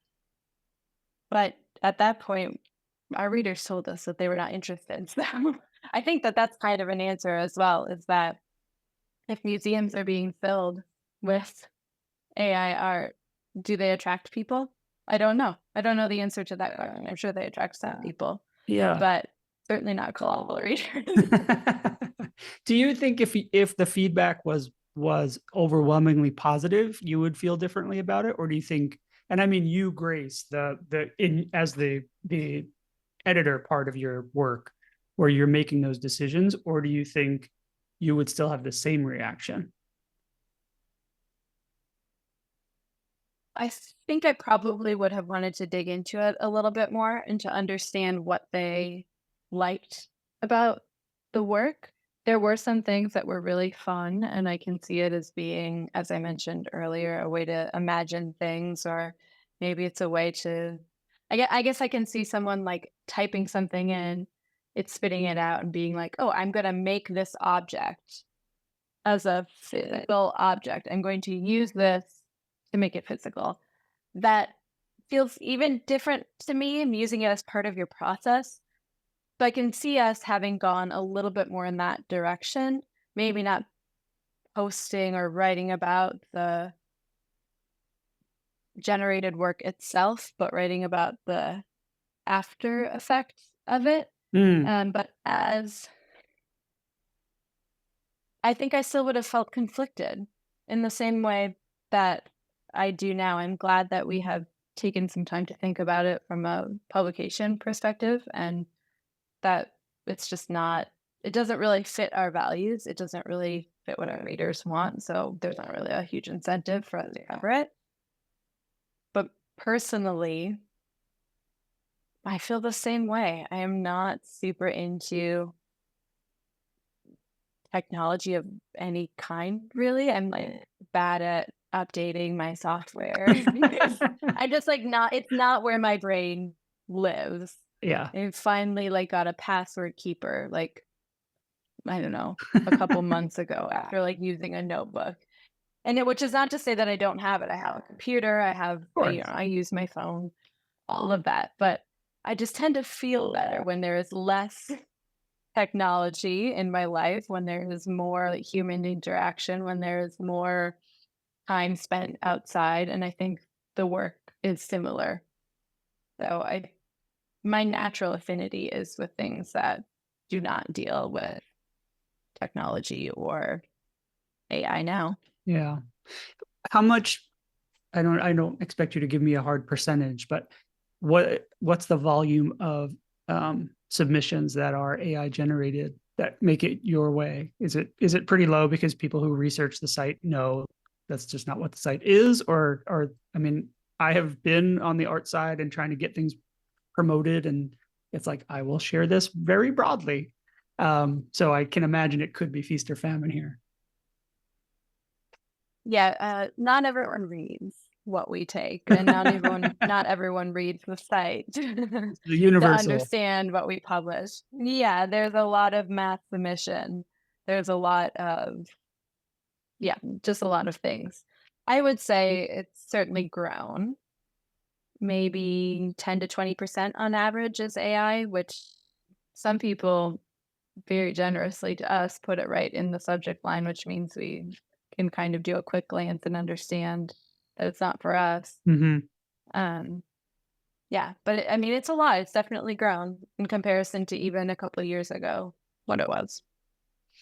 So what do you if you mentioned earlier that that Colossal's using classrooms, and I that had never occurred to me, but when you said it, I was like, oh yeah, of course, because I can imagine how a teacher would use it for primary school. How do you think that particular group of you know preschool to sixth, eighth grade students that are being exposed to art, and in a lot of parts of this country, that may be the end of their art career or their exposure to it as art programs get phased out in public schools anyway. How do you think they have reacted to? I know this is total speculation on your part, but the difference, the onslaught of AI generated art and deliverables, I would call them, versus these more crafted, more traditional art forms. Well, I hope that the very underpaid educators are able to somehow teach the kids critical thinking and research skills so that they can dive into it a little bit more. But I also understand that, again, very underpaid, under resourced. But I think that would be my hopeful reaction to it, and that I hope that they're seeing it and thinking, okay, well, let me look at this and figure out where this came from and how it was made and who made it, and any question they can answer in that information finding way. I don't think that that's probably what's happening in every case. Uh, um, so I don't know. I mean, I think to go back to social media, I can see it being similar and having the effect that many things are possible that are not possible. True. I feel like it could be the everyone's life looks great on whatever platform, but you don't necessarily see all of the other things that are happening. Right. And not that it's exactly the same as that, but I mean, what do people think if they assume that something has been made by hand? Maybe it's inspiring and maybe it makes them think, oh, I'm going to go make something that is as unique as this, often a physical, I'm going to draw this or I'm going to like make a sculpture of this or whatever it is. And that would be wonderful. I'm going to use this as inspiration. I am fine with that, of course. But I also like, yeah, wonder if it just has this, I don't know, has this effect of warping reality. Yeah. Well, I don't now know. that you're saying that, I wonder, I hadn't thought about this. It wouldn't be generational strictly, but an age-based line of pre and post AI exposure. So the same way you might be a little younger than me, but coming with Shepard Fairey and Banksy and that entire group of people that turned graffiti into commonly accepted art. Street art became art. Mhm. It wasn't that way for the first 12 or 15 years. I wonder if there's a group of kids now that are under 12 that grow up with exposure to AI that make it something else and give it a meaning or accept it in a way that you and I don't, because that's just not, it wasn't there when we were born. It's like television. My grandparents thought of television way differently than I think about it. Now my kids sort of ignore television because it's not as cool as what's on their phone. Right. I mean, I hope that's the case. I hope that it turns into something that is creatively, is culturally relevant, interesting, important to our worlds. There is, of course, the argument that goes back to, as you're saying, televisions, that goes back to books, even, where there have been people who assume that whatever new thing is going to ruin everything. It's going to ruin art for forever. The printed word was going to ruin oral traditions, which it changed them. It changed the way that we communicate. Of course, TV obviously changed that. Radio changed that. Anything that offers people information in a different way or art in a different way. Mm-hmm. And I don't want to fall into that with AI at all, because I do think that maybe in the future there will be some really interesting way that people have figured out how to use it. And I think you make a really great point that maybe the generation coming now, that they're growing up with it, they'll understand how to use the technology in a way that is meaningful. It will evolve, of course. The technology will not be what it is now. That is, I don't know, not that interesting to me. But I'm sure that there will be different things in the future. I just haven't seen them yet. I'm so glad we had time to talk. I think your point, what I'll be looking for on Colossal, or maybe you'll just send me an email and say, okay, this is the thing.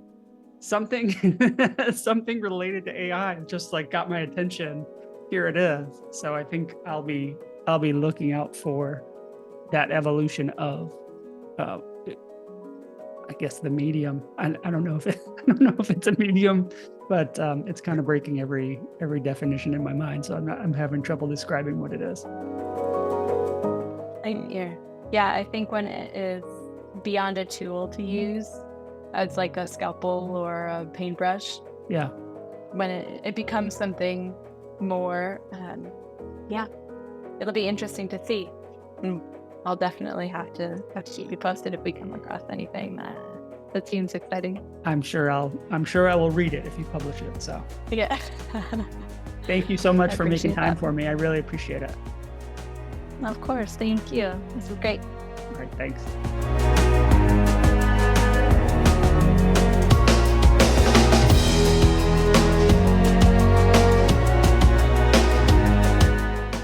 Sure. Well, I go by Double Plus in the AI scene.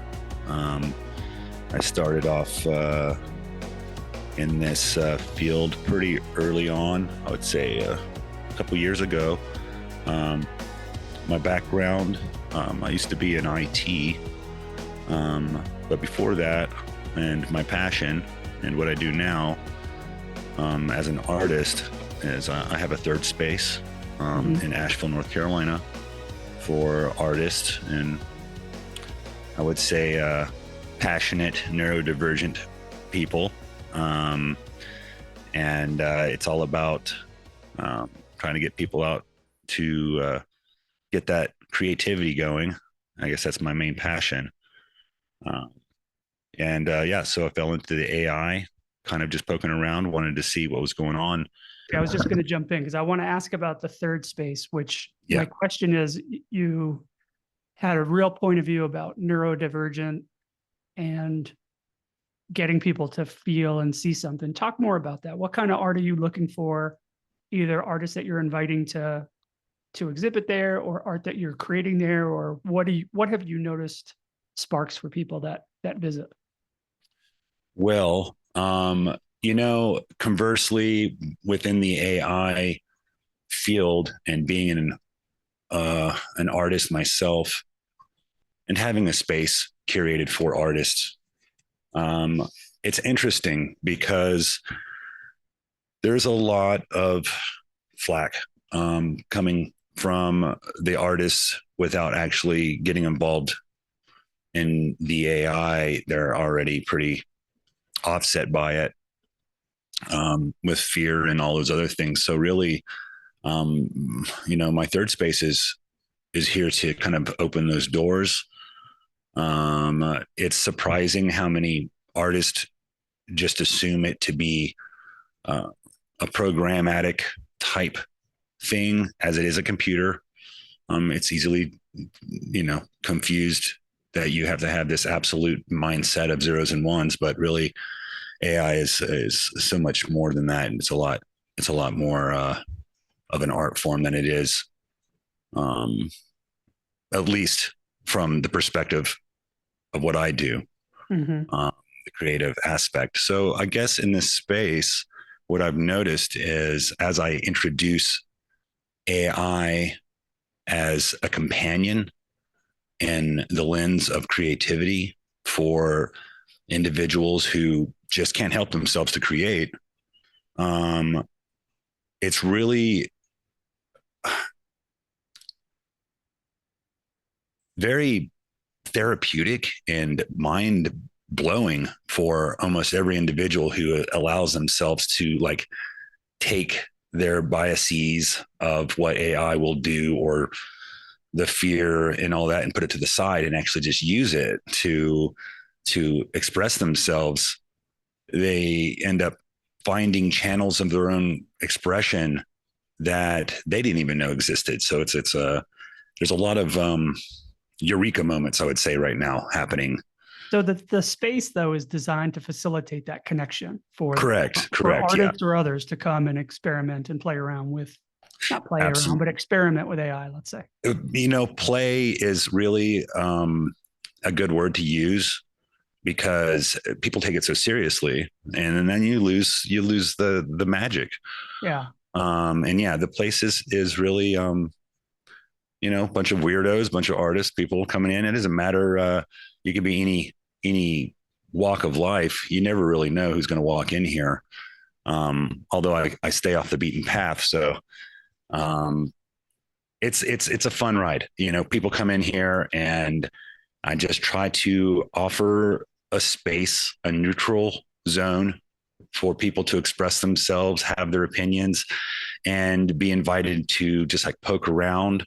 I'll have Mid Journey up or something like that for people. We'll have like um, nights where we'll just have think tanks or ideas or explore a story, Mhm. and then throw it in the machine.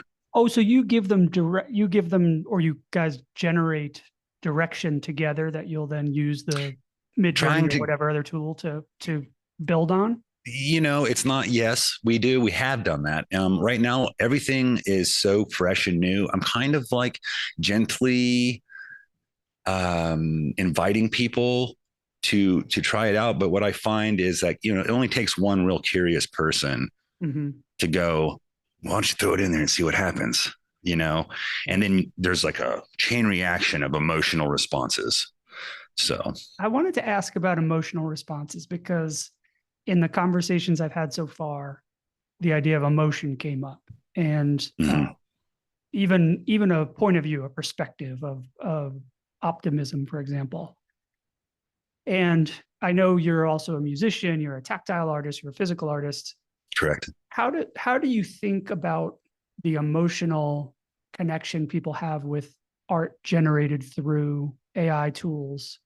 And is it different at all than art generated through traditional measures, sculpture or painting? I know you were a sculptor as well. Yeah, yeah, that's my first love. Still like to get my hands in there. But okay, so that's an interesting question because it really depends. Are you asking me that in terms of they know it came from AI? Mm, that's a good Because question. it really is. I do this. I do this as a thought experiment. This is a petri dish. I'm here at this place, man. I mean, people come in. We're experimenting, trying to figure stuff out. Uh, if I present artwork, and there's enough art in my space that is both, Okay. that I can get a pretty good read. And if they know it's AI, they will put the walls up and they will say, that's, I can see that's AI. And I'm like, well, what is it? What is it is it turning you off to it? Or, Right. but if I don't put that up there, which I don't, usually people are like trying to find it now, but um, I guess that is the thing with AI art is it has just as much human reaction, compelling nature as a creative form as any other way to use and do art. Yeah, it's a human experience. I mean, we're still typing in our dreams and pulling out these images that are deeply embedded within our psyche. Mm-hmm. So because I wonder the difference between, I make music. I've been a hobbyist in art, Mhm. and I have created things that I was proud of, or I felt like, oh yeah, that expressed close to what I wanted, or I got some emotional response to it from myself or someone else who saw it. And you've shared some AI art. Certainly, I've seen AI art elsewhere, products of Midjourney or Dolly or something else, where I've been like, whoa, it does get some response from me. But if you asked me, would AI art get a response out of me? I'm 90% sure last year I would have said no yeah, way. absolutely. Yeah. But if I don't know, even you shared some art leading up to this that you said this is AI generated stuff I've done. Oh And I yeah. there's some of the portraits, and I was like, whoa, this is motive. Like it really does. You're looking into what feels like a person's soul in some cases, which Yeah. that feeling startled me. Well, it is. It's yeah. I mean, I started doing the AI art when it first hit with Blue Willow. It's another like Midjourney, Okay, yeah, that one I don't and know. I was a moderator for the platform, and I saw a lot of art, I saw a lot of prompts, saw a lot of things going on, and there is, just like any art. I could tell you the people that know how to like extract and pull out those emotional cues, Yeah. and the ones that are just plugging in the make a dog jumping over a house over and it's so it is it takes a skill to Talk, really. talk more about that. Talk more about the way you think about. I know some people call it prompt engineering. I don't know how you Mhm. feel about that term, but the idea of the I guess it's a dialogue. Well, I shouldn't assign that. Is it a monologue? Are you giving directions? Is it a dialogue? Oh, How do you think oh, about the exchange yeah. between you and the platform? I would say that's the number one misconception with really utilizing AI, is that prompting by definition is not a programmatic thing. Mm, You're not if you're getting into it, it is a conversation you're having. The closer you can get to sparking that creative fire, the closer you are to having a conversation with someone that you would like to build something with. And that prompt engineering, prompt crafting, uh, those those are like the cornerstones of truly getting to understand yourself, really. mhm. It's weird, it's like talking to somebody new. You first have that first layer, that first facade. You want to kind of act a certain way, but once you get in there and you talk to AI long enough, you start, forget it. It's more of a journal. You start to really express yourself, and when you do that, that the reflective mirror Oh, comes in, and you start to really explore your own world so through. that person who says make a dog, if they want to get to something that elicits a response, they're adding more descriptive words, they're adding more adjectives, they're adding more words, positioning the dog in a place. Yeah. They're adding layers and layers of it that the machine is receiving and responding to with an attempt. Okay, so that's still what you're expressing right there, is still kind of like a programmatic mindset. You're Yeah, like, okay, I add mean, this, add this, add this. Um, Really, when you get to that level of depth of like really striking imagery that hits the heart and it's emotional, you're talking about a conversation that you've had with your AI companion that is full of your personal experience, your emotion. You're not just talking about the art. You're using words that express your experience, and that's the color. That's the nuance of like think about any kind of conversation you're having. If you want to have inspiration, and you're not telling a person about the thing, you're selling yourself. You're expressing that deeper level. And that's what makes people listen. It's the same thing. Those tokenized words, the phrasings, the way that AI works, it's taking all of these things. And if you're creative, you throw it in there and you have this conversation where these words are magic. All of the things that we're saying, we're casting spells essentially. It depends on what, if you're talking about psychology, esoteric arts, they're all kind of saying the same thing. Just talk to AI about the correlations between it all. And yeah, you'll find out a lot of these things are just connected. It's just the way that we decide to parse them out in our minds. And so as a sculptor, Mm-hmm. or, even you pick up a guitar, you start to play something. Have you had the same level, if you're sculpting something that's like a tabletop piece, Mm-hmm. have you processed the same thoughts that you process when you are working with AI? So if you're going to create something on Midjourney, now I'm understanding what you're saying. You're entering into this conversation where you have to describe the emotion to try to elicit from Midjourney the response that surprises you, but expresses what you want. Okay, that's a great question. It is for your mind when you're holding a physical tool. Yeah. So it is it's like saying, okay, that's a hard one.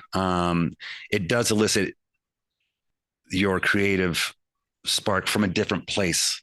It's not the same, of course. It's a different instrument. It's a different type of relationship.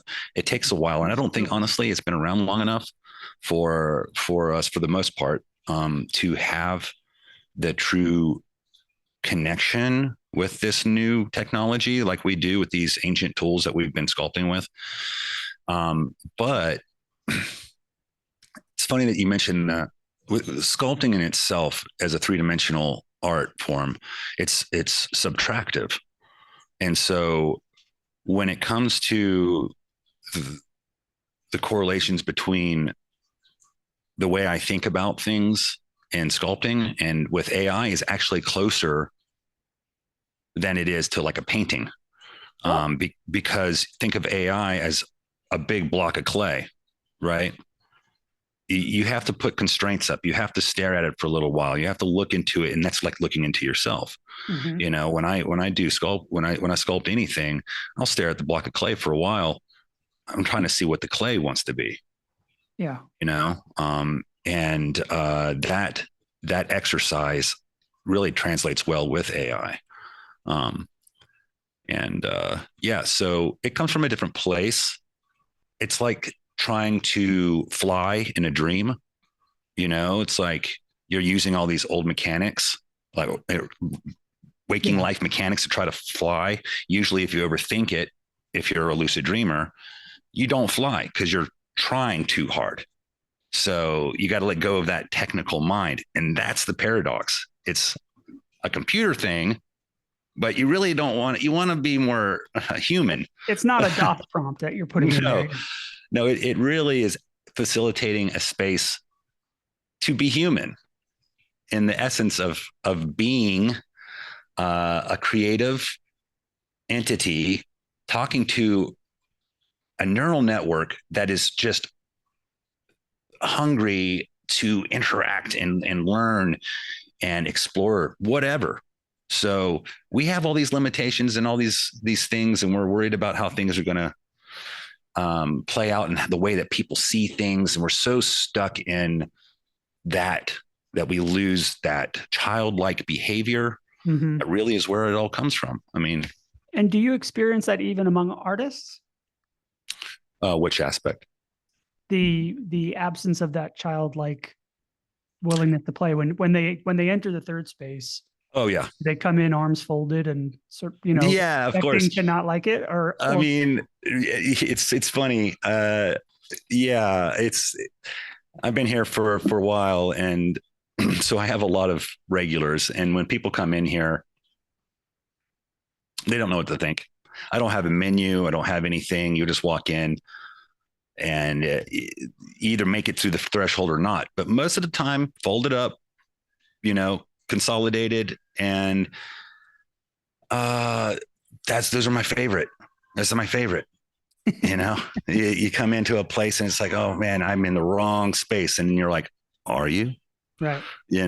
Have the a seat, exact person man. I want. Yeah, you're the Yeah, exact yeah, person have I a want to seat, see. and you realize that these people are welcoming and creative individuals, and you never know. Everybody's creative, so it's an excellent opportunity for the people, especially those that are closed off, to try to explore those deeper levels of themselves. When you're working there, and maybe this is when you've observed other people working in these platforms, how iterative is it, or how long do you engage with the creation that you're working on? Uh, yeah, that's funny. I don't know if I could put that. There's not an. It depends. It depends on the subject. It really does depend. Okay, so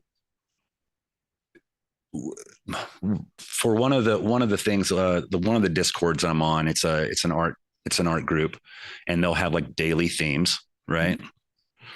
Great exercises, and you start to learn like your kind of style in that.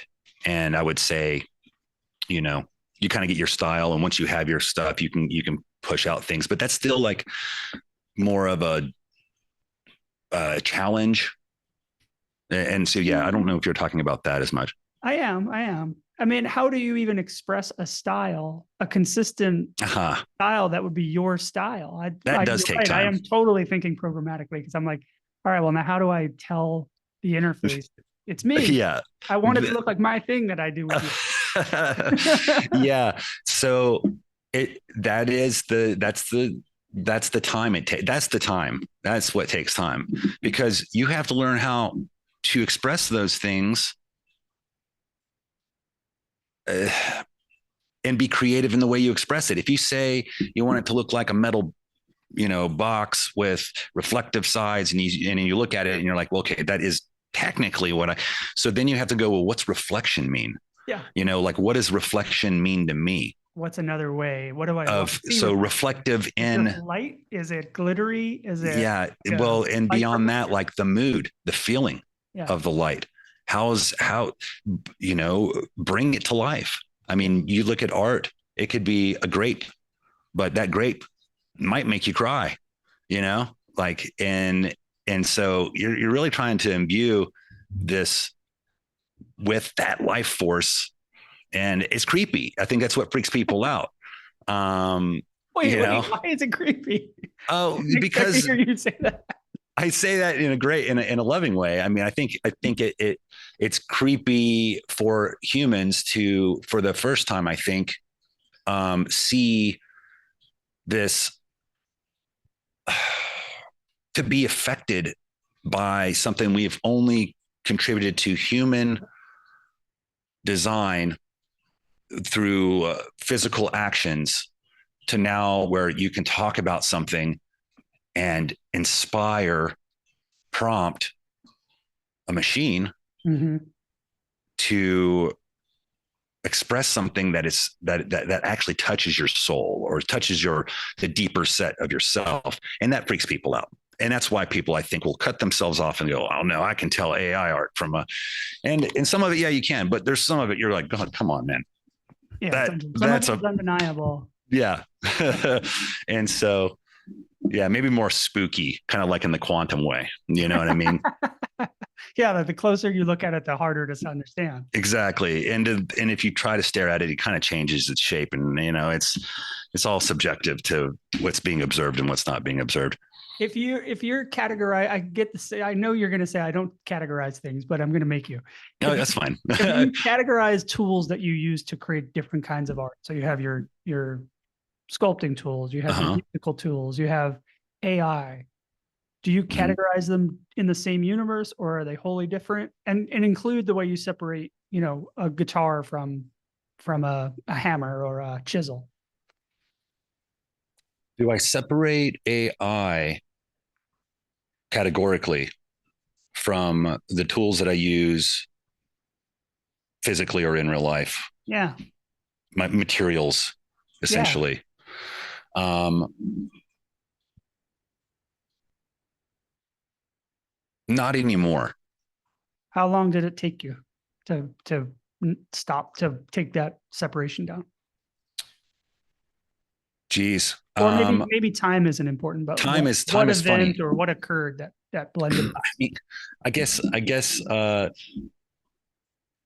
through the iteration process of just exploring, it took, I would say, the first year of working with AI was kind of me trying to make it do things.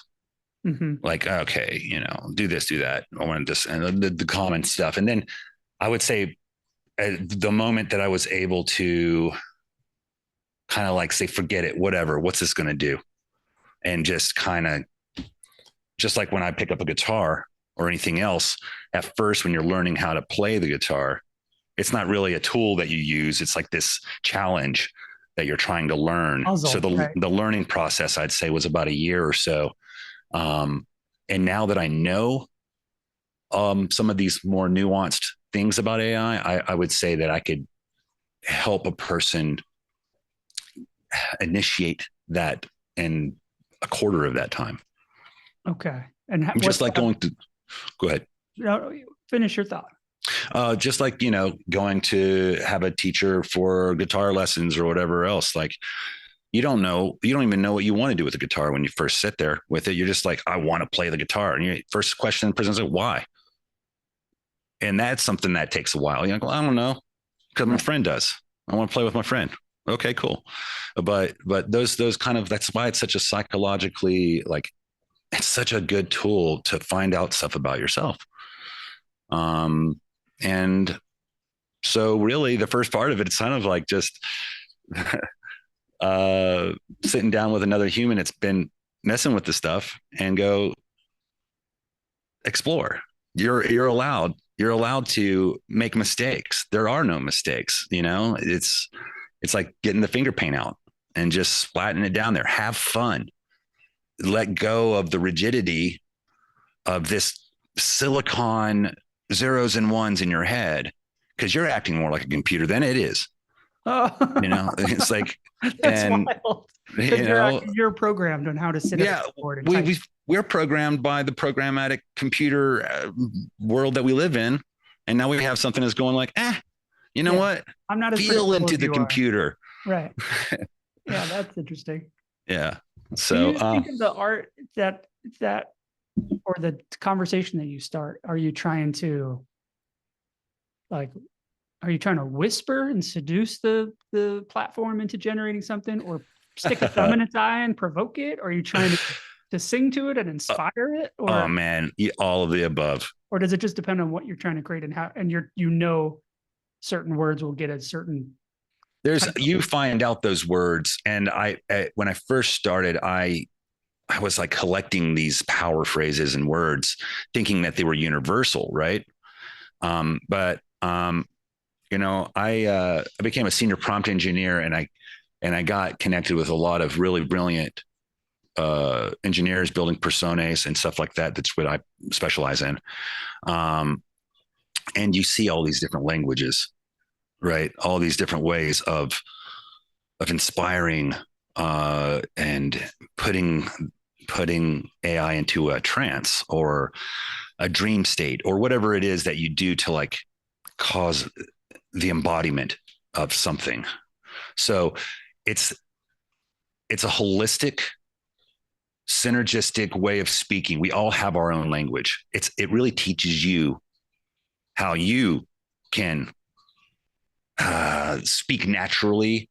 It learns those little things from yourself. So if you connect these things together, I don't hold on to those words as I used to. Like now, if I get on there, I try to come from a zero space, because I understand it well enough to be able to see like the differences between these these words that could be, I don't know, I'm kind of going in circles now. It's really hard to explain. No, I get why. Having used it enough, I get how hard it can be to explain because Yeah. Um, you asked some good questions. So there. Okay, let me see. So when it comes to sitting in front of somebody that hasn't used AI before, and they're interested in it, the first thing I ask a person is, well, what do you want to make? What is it? And then I make sure, is it something that you really love? Is it something that you really like have a connection with? Start with something not utilitarian, but from a place of passion. Because we lose our interest, our focus, if you're just building a thing for business, right. which is it's great, sure, but like you're really missing out on what it's there for, and you can't really stay on track on the subject long enough unless it's a passionate thing from that you really like feel inside of yourself. Unless there's a place, a destination that you're trying to get to. Even if the destination changes, you still have to see that endpoint somewhere. Exactly. One of the first things I built was this esoteric kind of geomancy persona, and it's built on some mysticism and stuff like that. And I was just curious if I could build something that kind of played into a lot of the stuff that I'm into. And, it took me a long time to figure out even what it is I was trying to build. And I wouldn't have sat there and I changed so many different things. It ended up what it is because I had this conversation with AI, not because I was trying to make it into a thing, but because I wanted to see what it thought I was trying to make. Yeah. I'm like, okay, well, let's make this thing together. How do you get to that level of receptivity though? With AI? Yeah, or I'm guessing with you, it might be with everybody that you work with. Like maybe that's just your style as a certain kind of connectivity to your collaborators. Yeah, it's all the same for me, I guess, human or not. What I've learned is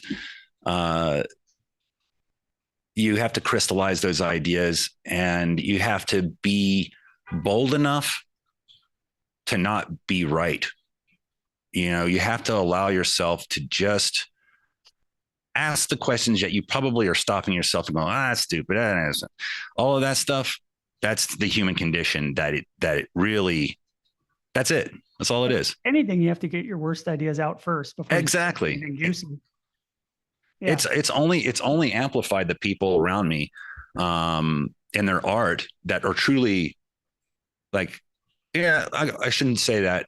The people that have embraced it, they're still producing art the way that they love to produce art in physical form, but they're also using AI to integrate, to flesh out ideas, take their dreams, throw them into the machine. They've essentially added it as just another medium that they can work with. And it's amazing. And it's amazing because that's what we really need in order to usher in this paradigm shift. It's not going anywhere. And so how have you found is an effective way to display the art that's created in the platforms? Are you printing them? Do you have kind of LED screens, or what's working for you in terms of the communication of what the piece does? Okay, so a lot of the artists that have really embraced it, they're doing their art. I still see physical. They still produce physical art with like there's assemblage pieces up right now at my space. It's abstract art. It's beautiful. It's very compelling, and it's a collaborative AI piece that they did. It's their hands. It's all of their work. I don't see anything about it that would say created by AI from a a person who is really against it all, you wouldn't even know, because it is very much just this person and their expressive art form. It's printed to a canvas, or it's printed just through a plotter, or It's like photographs. It's assemblage, so it's like okay. trash, Yeah. but put together and assembled. So the AI is really the artist and the AI getting to an inspirational space. Now that's more like just taking the inspiration from it all. Other stuff that's like digital, I've got a movie night essentially, and we do screenings of art, and I generally will mix it in with AI and non-AI art, because there's not really I'm not like pushing AI art as an absolute. I'm just allowing it to exist in this space and give people the compulsion to like actually think about this as just an art, express yourself. Take the descriptor off. Take the descriptor off. What if I only have one more question for you, which is the people that come in and have their arms folded, Mhm. sounds like a decent amount of people say they experiment, they play, they let their guard down, or they see something that gets their attention and they say, wow, okay, now I see the potential, or I'm going to come back next month and try again and see if I can take this another step further, or I'll be back tomorrow. How do you feel when someone's like, nope, I tried it. I'm messing around. I'm trying to follow what you're saying, but I'm not, I just reject this. I don't want it. How does that There's make not. you feel it kind of feels like you're hosting a party and you want everyone to have a good time. Is how I read it. Like you're not. Yeah, I mean, you're just trying to get people comfortable with it. I don't put, it's not like this place is geared towards one thing or another in terms of like it being somebody walks in here and has ever been in here and it's just like, oh, I'm going to have to be subjected to some AI stuff, it's a chill spot for people to hang out. That's fair. But it doesn't affect me personally either way. If somebody has a hard time with the experience, I still, the initial reaction doesn't really denote how they're going to feel when they go home and how it may affect them. And I'm just happy to be here to show a different perspective. Yeah. Take it or leave it. It's still going to help you. All right. The other side of the question, I lied. I said it was my last question. Yeah. Comes another one. So you sculpt and you make music, mm-hmm. and you generate art through a mid journey, for example. Sure. Do you have the same emotional response when you watch someone positively react to one of your sculptures as you do to something you've generated in AI? Any difference at all? Well, I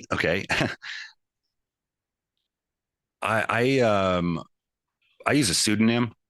I don't actually like produce art for myself in that way. So I think I have a different perspective on that. Okay. But I would say any reaction to any art that's what it's about. I don't really care what they think about. It doesn't affect me. Art is completely offensive to one person and then like will be the most beautiful thing that touches some core, aspect of a person. And so it's not like that for me. I think more than anything, that's the real big picture is, you drive down the street, there's graffiti on the wall and there's one person that's like, God, get that garbage off the wall. That's a ruined building. And then there's somebody that's like, that could be the way that they keep themselves from going to the dark side. They go out and they make art every day. Yeah. So that question and that human conflict is within all of us. And we have to look at something and go, is that art? Or is that, whatever. And that really is really telling more about the person than it That's is. Rorschach test. Yeah. Yeah. Tell me more. Just remind me why do you use a pseudonym? I know there's a thoughtful reason. Yeah. I guess when I first started doing art, I mean, I've always been, I guess, an artist. I feel like everybody's an artist, but I'm not going to go there. I got a lot of recognition for some of my sculptures and in school, and I noticed, if I was around, I didn't. The truth is harder to hear when you think the person who made the piece is standing right there. People, even if it is truth, it's not as raw, right, and unfiltered, and for the same reasons why AI art is it's like, if you don't know it's AI art, or if you do, you kind of find the truth out for yourself. I just feel like art has so much more to bring to the table, without the name on it, at least for me. And I that doesn't like take away from anybody else's art that's like, got their name on it, of course. I mean, I think it's nice to remember that art is kind of for everyone. yeah, And it really is just this experience that we're having. I mean, it's a beautiful thing. And I like to have that kept in its pristine, raw form for people to experience. yeah. You're Right. one less filter on it. Exactly. Is that Banksy's? Like, I don't know. I know, but when people hear it is Banksy, they're like, oh, well, that's not Yeah. Banksy, it's That's not just an orange block. right. That's art. They start figuring out, how do we wall that off and charge people? Yeah. Exactly. Exactly. So yeah, I think this is the time for people to have fun. AI is kind of like a child right now. And, if anything, geez, man, we all need to play a little bit more. We all need to have a little bit more fun. It's coming, whether you like it or not. And if you're an artist, or even if you're not an artist, find out, because that art is within all of us. And especially the people that don't make art, the Mid-Journey and all of these things that we have they give us access to things we never thought capable for ourselves. And man, if that's not liberating. Yeah. Well, I want to thank you so much for making time, and this was awesome conversation. Thank you so much for joining me. I know you had some technical glitches. Oh, thank you so much for having me. Yeah, and good luck. I'm excited to see how this all comes together. Lovely to meet you.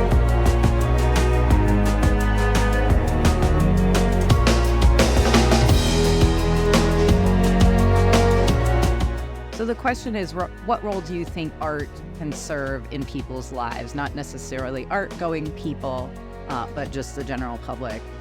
And I think that the most important thing about art and performance art is precisely that it exists in that bracket or that frame that is called art. So because there's these brackets around it that say this is art, that means that it's not politics, it's not religion, it's not all of these other subjects that are very challenging and difficult to address when we're just in that arena. So if we're discussing, religious issues or political issues, but an artwork can take those issues and deal with them, engage with them, get people to talk about them, but it's not that thing. It's not the political arena, it's the art arena. So it gives people a bit of distance to really engage with those issues. It creates a space for people to think and talk that is removed from that actual issue. Doesn't mean that people still don't get, upset or passionate or anything like that. But I think the fact that it is this separate space or this third space means that people will engage in a way that they might not if it's some other arena, strictly political or religious arena, for example.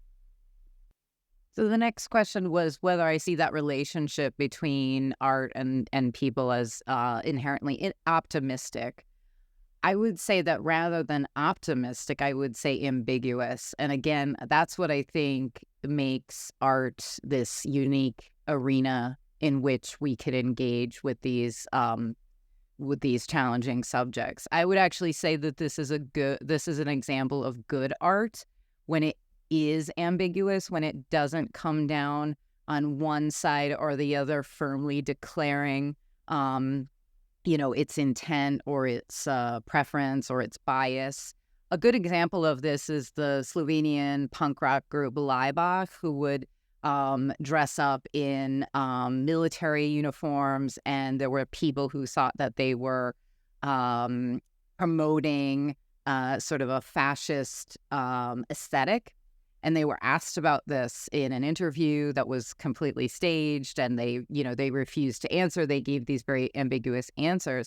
But what made Laibach and continues to make Laibach unique is that people on both the right and the left will be fans of them. So on the left, people think that they're mocking fascism.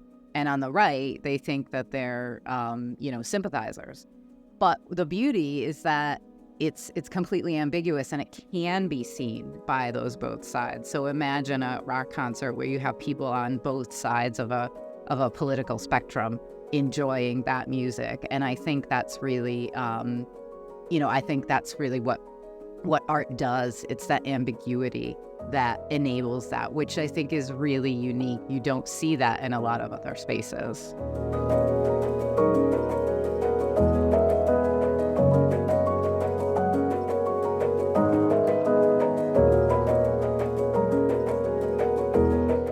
Your comment about Colossal having an editorial focus on optimism, we do have maybe not a focus on optimism, but I would say we tend to prioritize projects that are, if not optimistic, at least hopeful.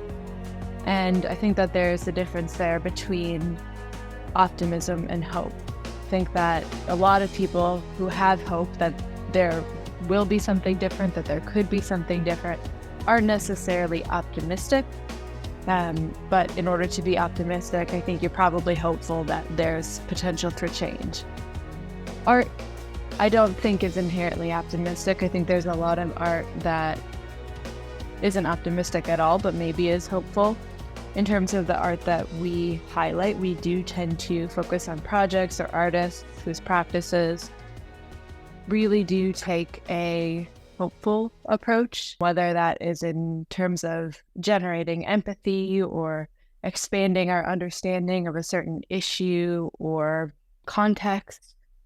Sometimes it has a real world impact. There are projects like the People's Pottery Project that helps people who were formerly incarcerated get jobs, make pottery, and then they sell it to continue the program. So I think that there are things like that that are, of course, hopeful that there could be something else, but it's also taking art into your own hands and seeing what it can do. It's expanding it beyond like a painting on the wall and using hope for a better future to really, really inspire something else. So I don't, again, think that art is inherently optimistic, but I think many projects are hopeful. And then in terms of AI, I would also hesitate to say that any sort of system or structure like AI platform, I guess it could be, is at all neutral, since it was built with a very particular set of ideas and biases and all of that I think we're all probably pretty aware of at this point. But in terms of what it does to art and art's connection to humanity, I'm not sure yet.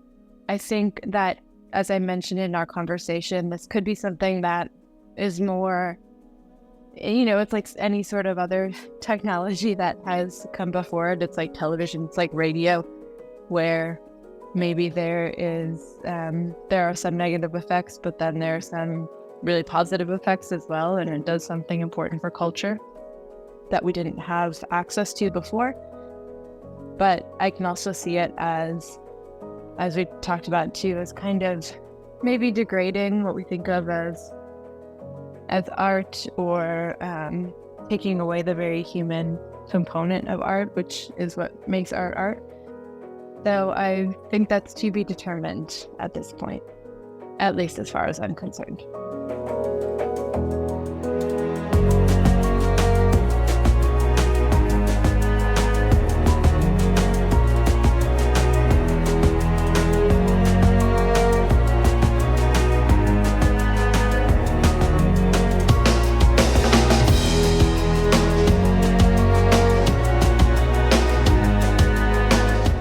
Strategy Inside Everything is produced by me, Adam Purno.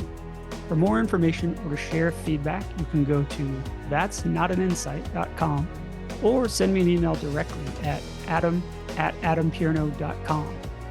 You can also find past episodes anywhere you listen to podcasts. Please leave comments, rate and review the show. And if there's something about the show you want to share with someone, don't be shy. Go ahead and do it. It's the best way to help out. Thanks for listening.